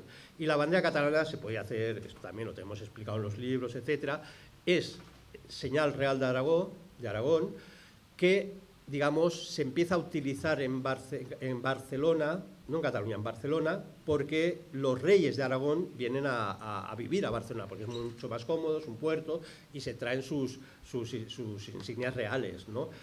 Pero propiamente San Jordi, la Cruz de San Jordi, de la Diputación General, porque además es normal, porque era el patrono de Génova y era la bandera que en el mar se utilizaba por todo el Mediterráneo, la Cruz de San Jordi, entonces la asume la Diputación. Pero, bueno, esto daría para muchas cosas, pero siempre con la conciencia de que es bandera catalana no por Cataluña, sino porque aquí está el rey de Aragón. De hecho, viviendo aquí los reyes de Aragón y siendo condes de Barcelona, cuando se tienen que casar, o los descendientes, los hijos, son entronizados como reyes, siempre la ceremonia siempre se celebra en Zaragoza. Que lo más cómodo sería, ya no me muevo, Barcelona es una ciudad más grande, cómoda y tal, pero tenían esa clara conciencia, ¿eh? Y por eso no arraiga la bandera catalana, solo con el romanticismo, que es como una difusión, es como una ensoñación histórica de querer reconstruir un pasado que no fue, ¿eh? Sí, todo eso, todo el siglo XIX, la unión catalanista y todo esto. Habéis hecho de pasada, tanto Josep como tú, habéis hecho alguna referencia, pero ¿podéis especificar más cuando se dice nos arrebataron nuestras libertades, nuestros derechos y tal? Exactamente, ¿cuál fue la transformación jurídica de eso? Bueno, a ver. Sí, no, para otro lado. Es cierto que en el antiguo régimen, la monarquía de los Austrias, es una monarquía compuesta. Es decir, que hay un rey, pero hay diversas colonias, ¿no? Entonces es cierto que en cada una de estas colonias hay una corte, y además, bueno, en Cataluña, a pesar de formar parte del reino de Aragón, en realidad tenía alguna institución propia, como la monarquía, ¿no? Entonces, claro, es verdad que, por un lado, la monarquía francesa es una monarquía que tiende a suprimir todo este tipo de instituciones, pero por otro lado, claro, el hecho mismo de la guerra pues lo encona y lo hace mucho más efectivo. Seguramente habría acabado siendo así, ¿eh? Entonces, hay algo de verdad en esto. Lo que pasa es que ellos plantean estas instituciones como si fueran instituciones modernas, y aquí está la mentira, ¿no? La mentira empieza con Macià, que por cierto es el que da nombre a este centro, cuando dice, tendremos un gobierno autonómico y le llamaremos la Generalitat. Y cuentan los presidentes de la Generalitat desde Macià, que es la republicana, la de ahora, que no es, que sí que es verdad que es una continuación, pero luego no tiene nada que ver con la que había antes. La Generalitat tradicional era una institución para recaudar un impuesto. No era un gobierno, era una institución que tenía un cierto poder porque recaudaba el impuesto y lo administraba. Pero claro, es que, el gran error de cualquier historiador es situarse en una época anterior con la mentalidad de ahora. Es decir, las instituciones tradicionales, sí que es verdad que en la monarquía tradicional había una cierta autonomía de ciertos territorios, pero era un concepto de autonomía totalmente distinto del que hay ahora. Es decir, el rey normalmente daba fueros en función precisamente de la fidelidad. Es decir, yo tengo aquí unos señores que sé que son muy fieles, sé que son muy monárquicos, sé que son muy católicos, puedo dejar, en cierto modo, una cierta dosis de autogobierno. Claro, lo que hacen ahora es al revés. O sea, si le das la clau de la caixa al que se quiere largar, pues imagínate, ¿no? Y en cierto modo, lo que pasó después de la Guerra Civil, cuando Franco le da fuero a Navarra y Álava, va por ahí la cosa también. Es decir, en este sentido, aunque no en todos, pero actuó como un monarca tradicional. Como habéis demostrado una gran fidelidad, os otorgo un fuero. pero precisamente se lo otorga porque sabe que allí no habían separatistas, todo lo contrario. Entonces aquí hay una falsificación. Sí que es verdad que desaparecen estas instituciones. También es verdad lo que ha dicho Javier, que a pesar de ello hay una prosperidad económica mucho mayor que antes. Bueno, esto sería otro tema. Entonces ellos lo plantean. Yo conozco gente que está convencida de que antes de 1714 Cataluña era independiente, de que tenía un Estado propio. Pero hablan de un Estado como del Estado moderno, y estamos hablando de una monarquía compuesta que no tiene nada que ver con el Estado moderno. Luego ya la de Felipe V ya se parece un poco más al Estado moderno.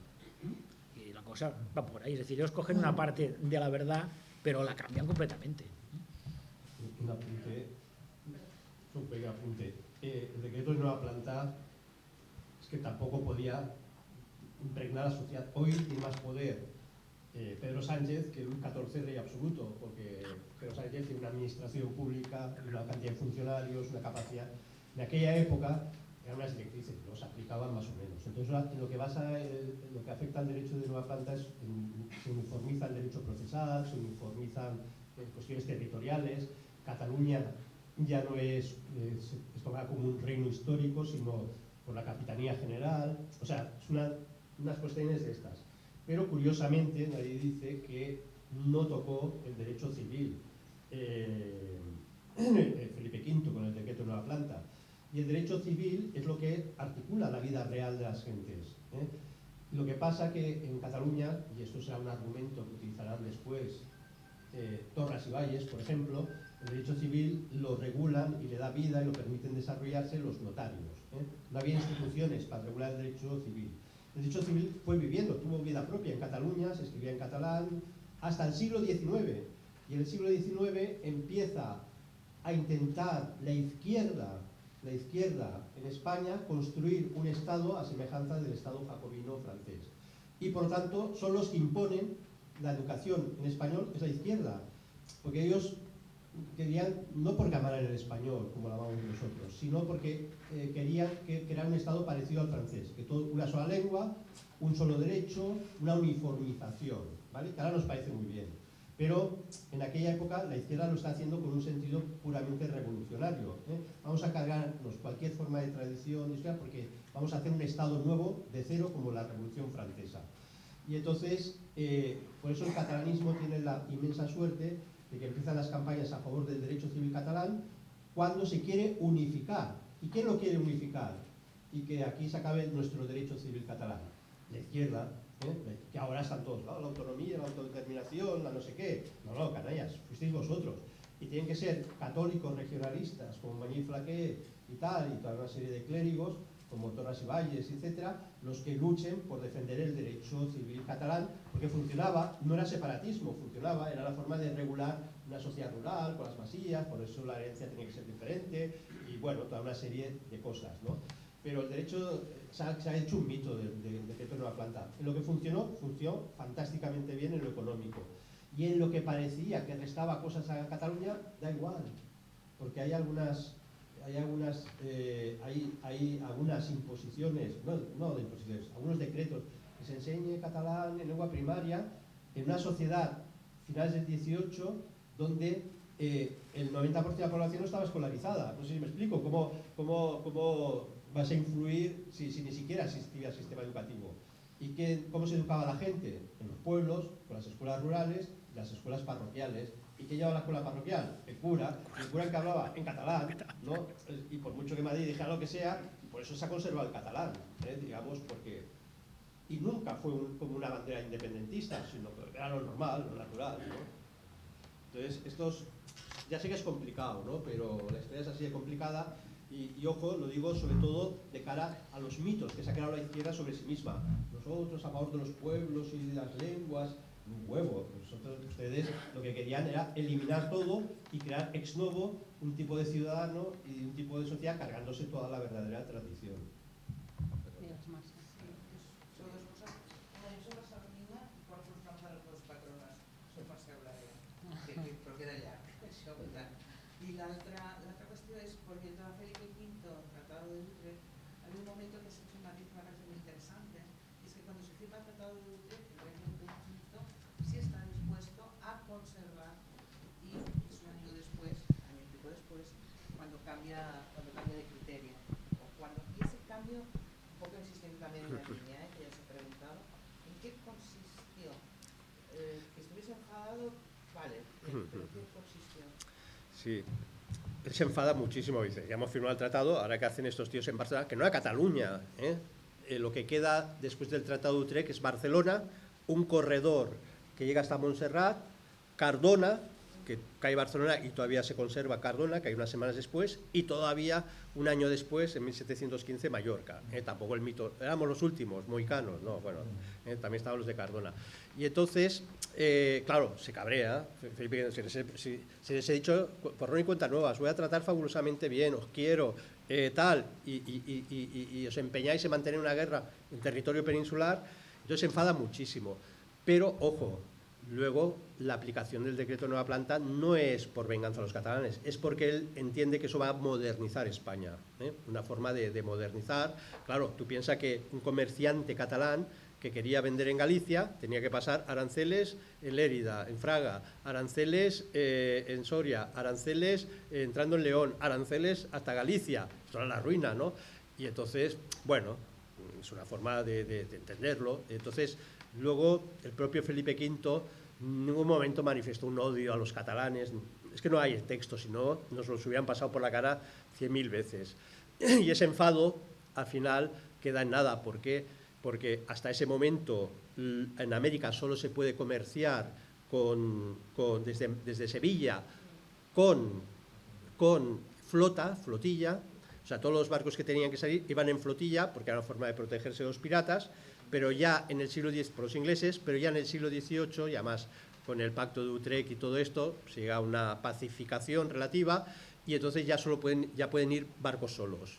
Y por eso permite que desde Barcelona puedan salir barcos solos, ¿no? Sin flotilla, ni armada de protección, barcos de comercio, ¿no? Y entonces, en el orden real, lo que había prometido en el Tratado de Utrecht se cabrea, pero luego aplica no los viejos fueros, pero unas formas de modernización que le va estupendísimamente bien a Cataluña en lo económico. Hemos de pensar que desde el siglo XIV Cataluña había caído en picado, la peste del siglo XIV había dejado Cataluña prácticamente arrinconada, y por eso cuando se dice Cataluña no participó en América, mentira, participó más de lo que pensamos, pero tampoco tenía fuerza demográfica como Castilla para enviar cientos y miles de hombres. Esto lo empieza a tener a partir del siglo XVIII, acabada la Guerra de Sucesión, porque la pacificación y la estructura legal económica que pone Felipe V, y yo no soy borbónico en este sentido, no soy felipista, pero lo hizo muy bien, pues permite que en Cataluña hay 100 años de paz. Y esto, si vais a los pueblos, se ve. Iréis a muchos pueblos y veréis que las iglesias, que son viejas, románicas, la fachada es neoclásica. Y dices, ¿qué hace una fachada neoclásica aquí, no? Es una modernización. Eso es del siglo XVIII. Todas las iglesias antiguas de Cataluña con fachada neoclásica es porque había mucho dinero, Cataluña se había levantado económicamente, demográficamente, y eso le permite, y además muchísimos ya catalanes van a Madrid y montan sus redes comerciales, y claro, querer vender eso como el siglo de la opresión, el escarnio y el oprobio, es que no. Fue un calentón que tuvo Felipe V. Luego Cataluña la trató muy bien, y por eso Prat de la Riba, padre del nacionalismo, tiene que mediar, porque él quería, el nacionalismo era un partidito muy pequeño, tan pequeño que decía, si la burguesía no hacemos nada. Y entonces Prat de la Riba hace guiños a la burguesía para que apoye el primer partido catalanista, la Lliga Regionalista, y entonces no puede meterse con los Borbones demasiado, porque dice, si esta burguesía se ha hecho rica con los Borbones. Y entonces son esos juegos misteriosos del nacionalismo que entran en contradicciones constantes y lo convierten en un absurdo, ¿no? Con vuestro permiso, solo un apunte más en relación a lo que comentaba también el profesor. Hay un presidente de la Generalitat que nació un poco de las Dueñas, Guadalajara, que se llama Gil García, o García Gil, ahora no recuerdo el orden de los apellidos. Bueno, está en 1600 y pico, tampoco que sea muy mayor el señor, muy antiguo, pero bueno, pero porque el 99% eran obispos, entonces cuando el obispo era designado a Barcelona ya era el presidente de la Generalitat, claro.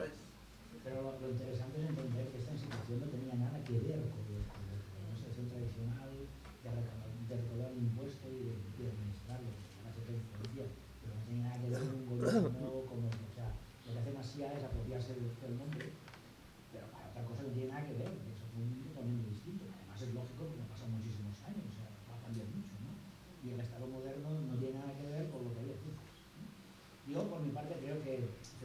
tampoco tengo mucha intención de cumplir todo eso, porque es cierto que con su actividad, su política favoreció enormemente a Cataluña, pero es verdad que la política de los Borbones, en Francia aquí no se aplica tan a rajatabla, pero es esta política de homogenización, ¿no? Por ejemplo, una cosa típicamente borbónica son las provincias. Provincias que es coger un territorio y dividirlo, a veces claro, nos encontramos provincias que sí que responden a una entidad más o menos natural, pero es que no. La provincia de Gerona, coger la parte costera, sí, pero luego se va mete para adentro, se va a la montaña. ¿Por qué? Bueno, porque cogieron un territorio, lo dividieron con una escuadra y un compás, y entonces pues son ahí pueblos. Es una manera muy diferente de gobernar, bueno, tuvo sus cosas buenas o cosas malas, lo que sea, pero que no, lo que curioso es que se quiere presentar a los austracistas como los progres cuando era realmente al revés, ¿no? Está la falsificación, ¿no? Bueno, ¿alguien más quiere decir algo? ¿Quiere preguntar algo? Pues, ¿sí? No, yo quisiera realizaros una cuestión sobre un dato que ha apuntado Josep a finalizar la conferencia, pero luego Javier ha contado. Está relacionado con una cosa que hemos sufrido el pasado mes con bueno, el espectáculo que dio justamente aquí. Porque ha explicado Josep cómo en el origen, la raíz de los Mossos d'Esquadra, que ya tiene su propia connotación en el propio uniforme, es por su fidelidad felipista, monárquica, españolista. Lo que pasa es que dentro de la evolución histórica que ha tenido también los Mossos d'Esquadra, que también da para pues, mucho de sí, ¿no? Porque fue suprimida por un catalán, Prim, luego por los carlistas que fue restaurado. Claro, y a pesar de la apropiación indebida que se han hecho el discurso separatista de trasladarnos este discurso maniqueo de la guerra de expresión, catalanes contra castellanos, identificarlos necesariamente con austracistas borbónicos, aquí entra un concepto que dentro de la tradición era el de Uniflé, ¿no? Es decir, hasta qué punto con la actuación que han tenido los Mossos d'Esquadra, con el modo en que se comportaron en septiembre, abona un poco este carácter, a pesar de las dificultades que digo, de la comprensión de la complejidad de lo que es España y el conflicto de la guerra de sucesión, pues este carácter múltiple de los Mossos. Bueno, yo creo que lo que pasó en septiembre, más que responder a un tanto de los Mossos, respondía a un pacto más de una payasada. Pero claro, esto, dejemos aparte con otra cuestión, deja muy mal a los Mossos d'Esquadra. Claro, no es culpa de los Mossos d'Esquadra, los Mossos d'Esquadra responden a una jerarquía política. Se les dice que tienen que hacer un payaso, pues hacen un payaso. No hay más, no se les puede pedir que sean héroes y ya, ¿no? Creo que eso tiene poco que ver con el origen, pero el origen es este, es decir, era una policía privada, una milicia privada de un señor de Veciana, y tenía los Mossos a la escuadra, y era para perseguir a los guerrilleros austracistas. Pero la cosa va evolucionando y bueno, y durante el franquismo existía el cuerpo de Mossos d'Esquadra que dependían de la Diputación, y que por cierto, si tenían que repartir, pues déjalos ir, o sea, sabían, yo los vi en acción una vez y déjalos ir. Pero claro, lo que ha pasado ahora es una cosa que, bueno, que corresponde a una situación totalmente distinta. Hay un pacto. Te dejaremos venir, te dejaremos que hagas un poco el payaso por aquí, no te dejaremos entrar en el Parlamento y los Mossos tienen que hacer el paripé. Claro, que una policía te diga es que no lo pudimos perseguir porque había un semáforo rojo, pues es que da risa. Pero claro, esto, yo me pongo en el lugar de un Mosso d'Esquadra y desde luego es algo tremendo, porque este cuerpo ha quedado desprestigiado, pero la culpa no es suya, la culpa es de quien está arriba y les manda, ¿no? Claro. Hay Mossos d'Esquadra, yo tengo amigos Mossos d'Esquadra que son camaradas, y bueno, tienen que tragar mucha quina, Sí. Que apunte, Prim suprimió los Mossos d'Esquadra porque Prim ha derrocado a Isabel II, la familia de los Borbones, y no se fía a los Mossos d'Esquadra porque son absolutamente monárquicos y españolistas, y él como quiere traer, se tiene que inventar lo de la Madre de Saboya, pero quiere traer en el fondo la Primera República, pues claro, tiene que suprimirlos, primera supresión. Y cuando Prat de la Riba monta la Mancomunitat Catalana, dice, Mossos d'Esquadra, dice, no los podemos fiar, hay que suprimirlos, pide la supresión de los Mossos d'Esquadra. O sea, que los más apaleados por los catalanistas y de izquierdas han sido los Mossos d'Esquadra. La cosa tiene gracia. Una pregunta en relación al papel, digamos, de las élites políticas en el año 1714. Es decir, como bien se ha dicho, después del Tratado de Utrecht estaba muy claro que la guerra había terminado. Después de la batalla de Almansa, pues ya no había nada que hacer. Y sin embargo, yo diría que antes igual que ahora, o ahora igual que antes, pues estos grupos de poder político arrastran a la ciudad de Barcelona al desastre y además, pues yo creo que también utilizando la religión de una manera muy instrumental para fanatizar más a la gente, ¿no? O sea, ¿es esto una constante histórica que estos grupos políticos pues actúen con tanta responsabilidad en nombre del pueblo, en nombre de grandes ideales, para después llevarnos a todos al desastre? Bueno, tampoco era unánime, ¿eh? O sea, hay una parte de la... Cuando Barcelona decide resistir, hay una parte de la élite que se marcha. Es decir, no es unánime, no, vaya, yo por lo que tengo entendido no es unánime ni mucho menos. Hay una gran parte de la aristocracia catalana y la alta burguesía catalana que recibe bien a Felipe V. No es una cosa unánime. Yo no creo que, en el caso religioso, yo no creo, Oscar, ahora nos lo imaginamos así, pero es que en aquella época la religión tenía un gran peso social, mucho más que ahora. Yo creo que la gente que cuando dicen esperamos un milagro o cuando dicen Dios nos ha castigado por pactar con herejes, no es un montaje, yo creo que ellos lo creían realmente. Bueno, en el caso de los ingleses es bastante verdad, no porque sean herejes, sino porque son ingleses, ¿no? Pero yo creo que no era una cosa unánime, no es que todas las élites catalanas se pusieran de acuerdo, es una parte de la élite que por razones diversas pues decide hacer esto, pero hay otra parte importante que no, que dice, oye, esto ya está acabado y ya no hay nada que hacer. Bueno, las élites es muy divertido. Cuando Espartero ya acaba la Primera Guerra Carlista y Espartero hay un vuelco revolucionario dentro de los gobiernos de Isabel II, que la quieren ya ir apartando. Espartero, que es izquierdas, es masón, todo lo que ustedes quieran, cuando hay un momento que la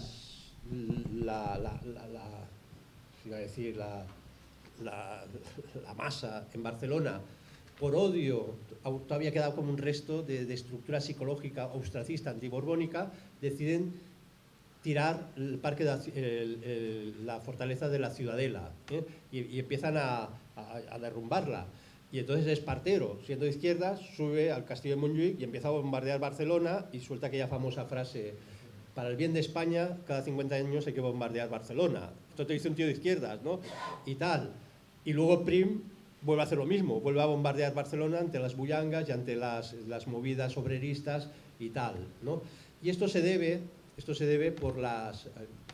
Ahora veremos. ¿Por qué Espartero, siendo de izquierda revolucionario, se dedica a bombardear Barcelona y se queda tan contento? Porque lo que estaba pasando, que había que pagar la guerra civil carlista, la primera guerra que va de 1833 a 1840, que se había financiado con dinero inglés, a favor de los liberales. Y entonces los ingleses dicen, tenéis que pagar lo que os hemos prestado. ¿Cómo? Haciendo una ley de libre cambio, librecambismo, Y entonces el gobierno va a hacer Madrid una ley de librecambismo, por tanto no va a haber aranceles, y entonces la burguesía catalana dice, nanay de la China, proteccionismo, nos tenéis que proteger nuestros productos. Y alientan a los obreros a esa revuelta, porque dice, vamos a cerrar las fábricas, o hay proteccionismo desde Madrid o vamos a cerrar las fábricas.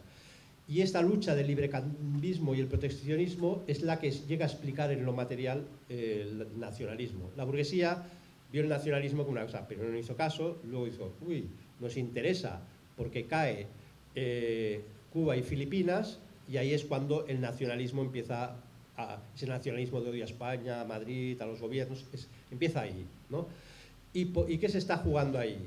Unas fortunas de la élite textil catalana, de una parte de la élite textil catalana. Dice, si perdimos Cuba y Filipinas, hemos perdido todo nuestro poder, nuestra riqueza, y entonces tienen que, a partir de ahí, perdida Cuba y Filipinas, tienen que presionar para que los gobiernos de Madrid sean proteccionistas. Y entonces ocurre una cosa muy divertida. Digo que es divertida o trágica, no lo sé. ¿Cómo aparece? Hay una burguesía en Cataluña y se divide en dos, una españolista y otra catalanista. Y somos herederos de las políticas de la catalanista. Y son burguesía textil. Aquí estamos en Tarrasa y tenemos grandes... Y esto se ve, Alfonso Sala y toda esta gente son ecos de esta burguesía que quiere esto. Entonces, ¿qué es lo que ocurre? La burguesía lanera, que se dedican a hacer tejidos con lana, quieren librecambismo, porque la lana viene de Inglaterra y eso significa que van a tener un material muy barato y va a ser beneficioso para ellos. Y los algodoneros, que son los que traen desde Cuba y desde América el algodón, dicen queremos proteccionismo, con lo cual es muy divertido cuando se estudia la historia de la burguesía, los textiles algodoneros se hacen nacionalistas y los lateros y los otros se hacen españolistas, ¿eh? Claro, este es el pecado de la burguesía, ¿no? Es decir, vamos a revestir de doctrina, ideología, catalanismo, nuestros derechos, tal, no sé qué, pero en el fondo son lo que nos interesa a nosotros. Y eso es lo que explica perfectamente cómo la Lliga Regionalista, partido matriz de todo el nacionalismo que hemos conocido en el siglo XX y XXI, cuando llega la República y empiezan a mosquearse, dice, ostras, vamos a empezar a perder aquí influencia entre el obrerismo, la revolución, nos vamos a arruinar. Y entonces cuando estalla la guerra civil, ¿qué hace Cambó, padre de esta burguesía, o líder de esta burguesía? Nos pasamos a Franco. Toda la burguesía catalanista hace un manifiesto con 128 líderes de la Lliga Regionalista, que sería el Junts de ahora, y dice, no, nosotros nos vamos con Franco, porque están aquí estos salvajes quedándose con las fábricas y tal, la revolución comunista. O sea, la burguesía cambia, y entonces cuando muere Franco, dice, ¿ahora qué toca? Oh, catalanistas, eran los mismos, eran catalanistas, franquistas, catalanistas, porque en el fondo es el poder. Y esta es la perversión de los pueblos, cuando las élites no miran el bien y miran lo suyo, ¿no? Y entonces, ¿qué tienen que hacer? Retorcer todo, la historia, las psiques colectivas, y por eso somos una sociedad enferma. Están grabando y lo digo. Somos una sociedad enferma porque hemos sido traicionados por nuestras propias élites. Ten en cuenta que el partido que recicló más exalcaldes franquistas fue Convergencia. no fue el CD, no, en sitios pequeños, pero por número de alcaldes que habían sido alcaldes franquistas de que se pasaron a Convergencia, el partido que más tuvo fue precisamente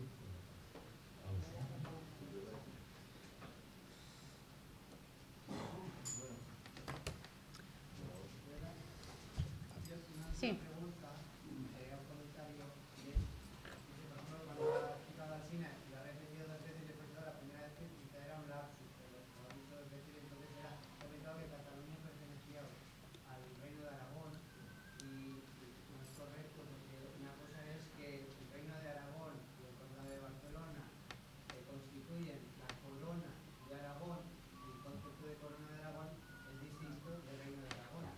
Pero es que el Reino de Aragón incluía a Cataluña, la Corona de Aragón incluía a La corona de Aragón es una cosa, el reino de Aragón es otra.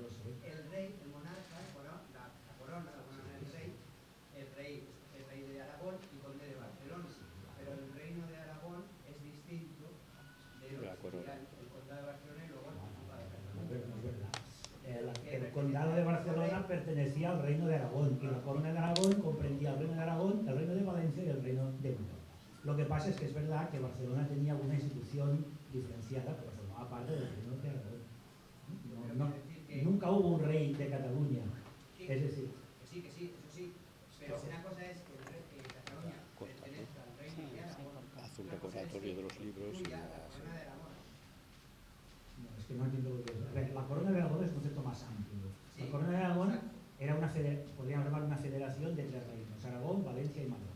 Y dentro del Reino de Aragón estaban los condados catalanes, de los cuales el más importante era el de Barcelona, y que además el rey de Aragón también era conde de Barcelona. Pues formaba parte del Reino de Aragón.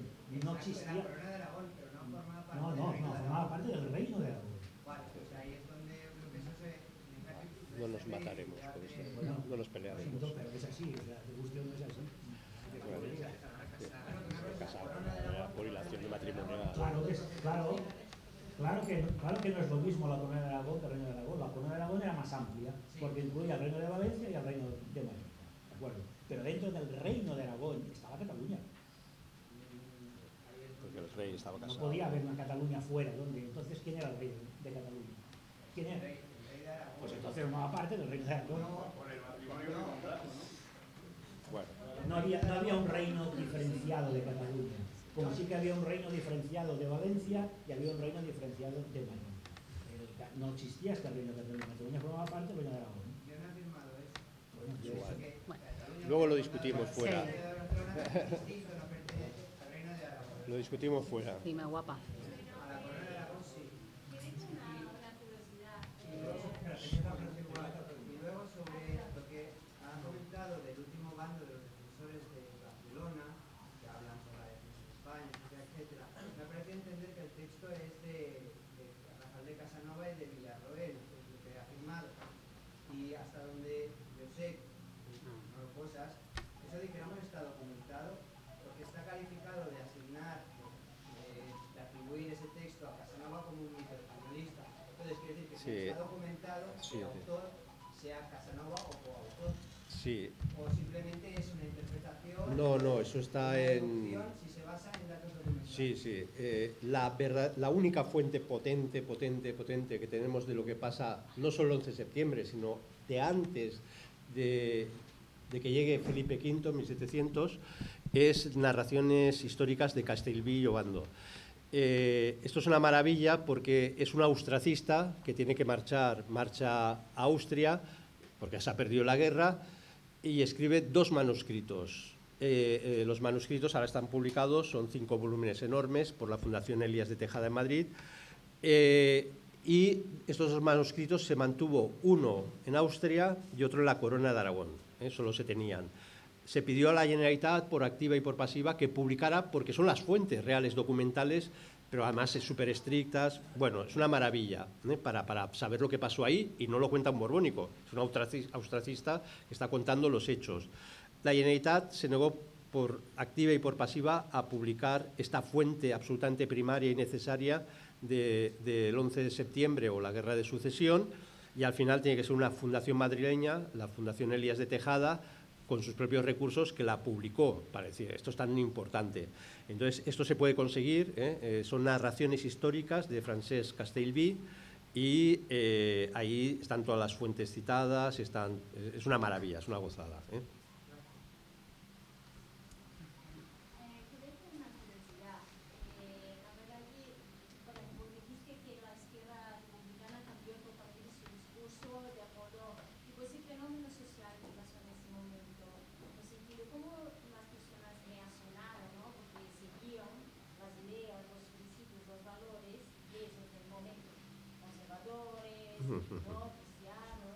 ¿Cómo reaccionó en ese momento la sociedad en esa perspectiva? Si fue un directamente un cambio así bruto o fue gradual, fue cambiando unas cositas o otras, o se fue así de manera brutal. ¿Cómo la sociedad en ese momento reaccionó? Porque dijiste que la sociedad estaba enferma en un contexto, se adaptó bien, hubo ese lavado cerebral, mira, mi líder está diciendo alguna cosa y yo voy con él, o ¿cómo reaccionó la sociedad? ¿Qué dijo yo acabo de de mandar a la editorial un libro que trata del origen del primer catalanismo en la Iglesia, ¿vale? Cómo surge de la Iglesia en un pensamiento conservador, católico, donde el catalanismo de izquierda republicano es minoritario, intentan ir a una, pero siempre es una minoría, y el que triunfa realmente es un catalanismo conservador, católico, de tal forma, y no lo digo yo, lo dicen líderes de la Lliga en aquel momento, como Joan Esterlich, que dicen: no somos un partido católico, pero somos conscientes de que todos los que nos votan son católicos, Entonces, esto es el misterio, que cuando el catalanismo deja de ser un movimiento cultural para ser un movimiento político, que es la Lliga Regionalista, en 1901, que se presenta a elecciones con el apoyo de la burguesía, porque la burguesía tiene intenciones de influir en Madrid para esto. La paradoja es que los que votar a catalanismo, votar al catalanismo, lo hacían muchos con la conciencia de que era el voto católico, ¿vale? Esto es una distorsión. Porque esto es una distorsión brutal, porque en el fondo todo este montaje era para que el voto católico abandonara el carlismo, que era muy fuerte en Cataluña, y poco a poco fuera un sustituto de esa derecha católica conservadora. Y lo consiguen. Eso es un proceso relativamente lento, muy complejo. Esto lo explico en este libro, que saldrá no sé cuándo, pero tendré que salir. Y entonces la paradoja es que todo esto ocurre también cuando se hunde el régimen del turnismo de la Restauración. ¿Por qué? Después del siglo XIX hiperagitado, una primera república que es un desastre, una guerra carlista en ciernes, bueno, todo acaba con una pacificación que es volver a restaurar a los Borbones. Se había echado Isabel II, bueno, como España está en un caos en guerra, ponemos a los Borbones, y a partir de ahí, primero una regencia, luego ven Alfonso XII, y un Cánovas del Castillo, un conservador, va a haber dos partidos, como el PSOE y el PP, es exactamente lo mismo, uno más progres y otro más conservadores, y así.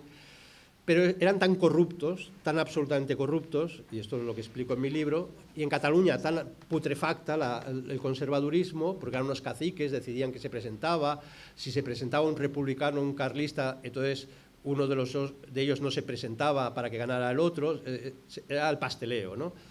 Y entonces todo esto se hunde con la caída de la tragedia del 98, perdemos Cuba, Filipinas, y es cuando la burguesía dice, estos catalanistas a lo mejor no sirve, y se hace fuerte, pero se encuentra con este ambiente, ¿no? Y entonces también cuando se hunde el turnismo, este juego PP-PSOE, digamos de la época, los republicanos que habían sido derrotados en la Primera República, había quedado en el siglo XIX como un desastre, empiezan a levantar cabeza electoral. Entonces en Cataluña ocurre esta paradoja, ser de izquierdas, anticlerical y españolista era lo mismo, ser católico, conservador y de derechas era lo mismo, ¿no? Y eso es una perversión porque al final no cuadra la cosa, ¿no? Ya lo vemos, pero es lo que se implanta. Y entonces, a raíz de toda una serie de procesos electorales, con una interrupción brutal, que ya el sistema de la Restauración ya está muerto y aparece Primo de Rivera, la dictadura de Primo de Rivera, cuando se agota y el régimen está perdido, la Lliga regionalista, ese partido conservador de derechas, piensa que bueno, Primo de Rivera ya se ha acabado, ahora volvemos y seremos el partido dominante, porque en Cataluña llevamos 30 años, desde 1901, un poquito más tarde, 1907, aquí dominando las elecciones, pero siempre en confrontación con les Rucs, los republicanos.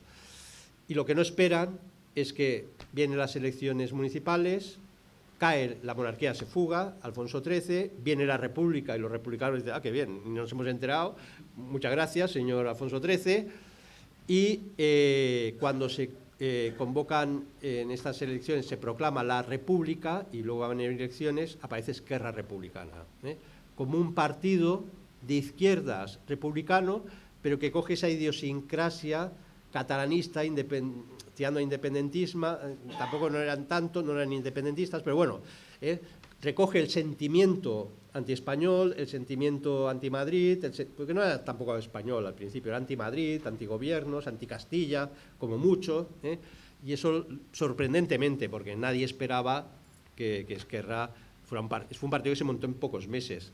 Eso sí, contaba con Macià, que había sido durante la época de Primo de Rivera un gran héroe, porque con 200 soldados intentó invadir Cataluña y liberar Cataluña de España, pero fue, bueno, esto tengo escrito, que fue una pantomima absolutamente brutal, organizada por Benito Mussolini, por cierto, bueno, en fin. Pero bueno, para que entendamos, de repente, todo lo que sacude la historia de España, dictadura de Primo de Rivera, llegada insospechada de la Segunda República, etcétera, le da muchísima fuerza a Esquerra Republicana y monopoliza el discurso y lo pierde la Lliga, el catalanista.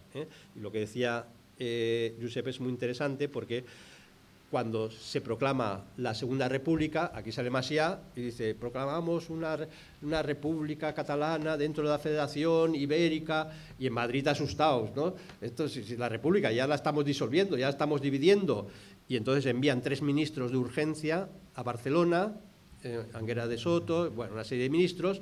Hombre, Macià, ¿cómo vas a proclamar aquí la República Catalana? Si acabamos de proclamar la República Española, ya no las estás dinamitando. Y entonces dice, mira, vamos a conceder a Cataluña la Generalitat, que era una institución medieval que nada tiene, lo que le dieron es el nombre, o sea, porque no había... la Generalitat ya se había extinguido con el decreto de Nueva Planta, no sé si me explico, y es un regalo que le hacen a Francesc Macià para que esté contento y piense que bueno, pero bueno, es muy complejo, pero al final estas historias y estos retorcimientos de la historia hay que conocerlos, porque si no, no entendemos nada. Es que yo no entiendo como un tío que se dice, yo soy comunista y nacionalista, es imbécil. Lo primero que dice Marx es que estamos luchando por el nacionalismo es burgués, tal. Entonces, estos retorcimientos mentales acaban mal, ¿eh? Acabamos en el psiquiátrico. Por eso te lo pregunté, porque es una distorsión de la realidad Sí, sí, muy brutal. el cerebro que hay procesos, ¿no? Entonces lleva a lo largo de la historia como se nace brillante, así. La verdad que llega un tiempo y como a qué punto llega con que la sociedad actual mira eso como normal, Sí, sí, no sí. pasa nada. Claro. Ten en cuenta que estas cosas son muy frecuentes. Claro. Fíjate en Estados Unidos. Sí. El Partido Demócrata, que ahora son los progres, era el partido de los blancos, de los subesclavistas. Y el partido que abolió la esclavitud era el Partido Republicano. Y ahora parece que es al revés. Yo creo que aquí lo que pasó es que la izquierda jacobina, a ver, el jacobinismo, que inventado en Francia, tiene esta igualación, ¿no? Esta homogenización. Bueno, pasa del jacobinismo español y se convierte en Esquerra, que es el jacobinismo catalán. Ten en cuenta que las políticas lingüísticas que utilizan aquí, que han puesto en marcha aquí, se parecen mucho a las que hicieron los jacobinos franceses y que consiguieron acabar con la mayoría de las lenguas regionales. Ahora, aquí lo que no pueden es acabar con el español, porque es una lengua que hablan 800 millones de personas en el mundo, pero la manera de actuar es la misma. Es decir, es el jacobinismo, pero pasado de una nación-estado grande a una supuesta nación fraccionaria. Y es este cambio. Pero estos cambios son, si miras un poco la historia política, son muy habituales. En Estados Unidos está paradigmático, ¿no? O sea, mira, el partido de los bancos del sur, ahora son los del Libres Matter y todas estas cosas. Gracias. Bueno, muchas gracias. Tenemos que acabar ya. Marc, muy rápido. Quiero saber por qué la izquierda tiene la manía de acabar con las tradiciones y la cultura española y por qué países como Estados Unidos o Francia o otro país del mundo es un orgullo. Bueno, hay una antropología de fondo. La izquierda actual es heredera, sí o sí, por muchas ramificaciones, pero la base siempre es la Revolución Francesa. Y la Revolución Francesa partía de la idea de que había que crear un mundo nuevo, una realidad nueva, un ciudadano. El ciudadano era el hombre nuevo, ¿no? Y lo que le impedía ser libre eran las tradiciones que arrastraba, la cultura que arrastraba, y por eso las revoluciones culturales son propios de los regímenes de izquierdas. La revolución cultural de Mao, la revolución cultural, que claro, Mao dice, si los chinos siguen tocando estos instrumentos, estamos todavía con los mandarines, hay que acabar con la opresión de los estamentos. Pues en la revolución cultural de Mao, 1954, se prohíbe tocar el piano, el violín, los queman y acaban no hay nadie que estudie. Esto hasta 30 o 40 años después no empieza a regenerarse otra vez, porque el piano es una cosa occidental, no sé qué. Y esto siempre lo ha tenido la izquierda, ¿eh?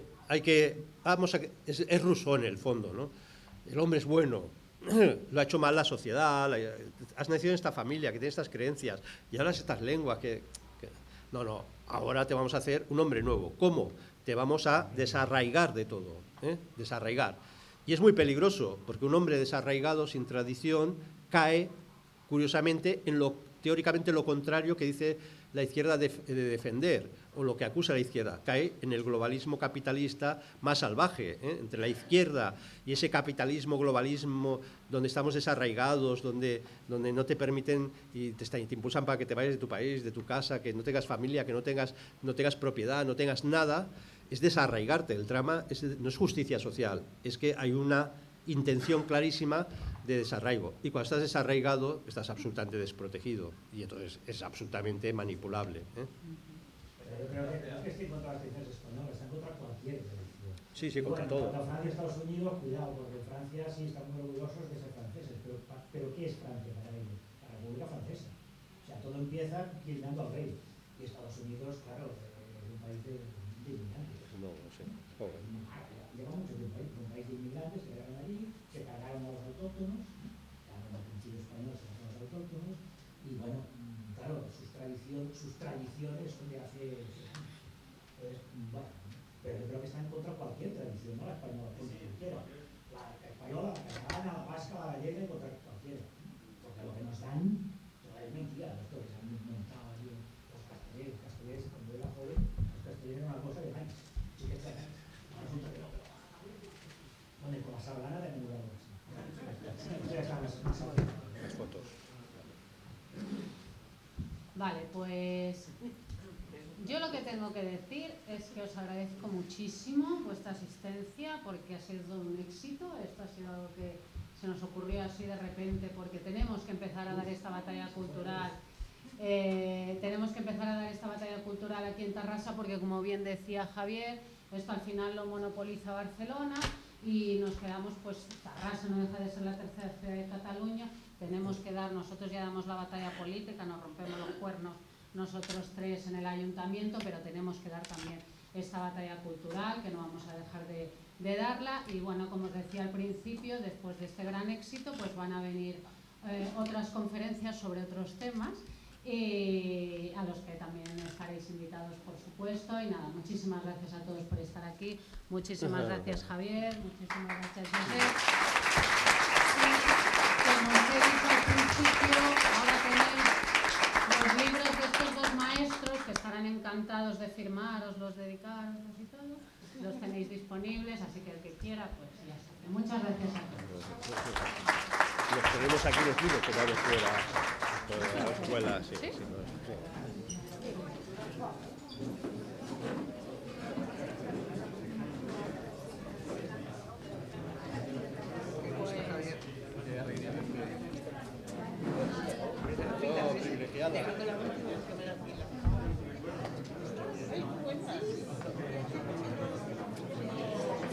Hombre, Katina. Sí, ¿tú eres aquí? Muy las Fonts. Mira. Más vendremos, claro. Sí, hombre, claro. Muy bien, me alegra verte.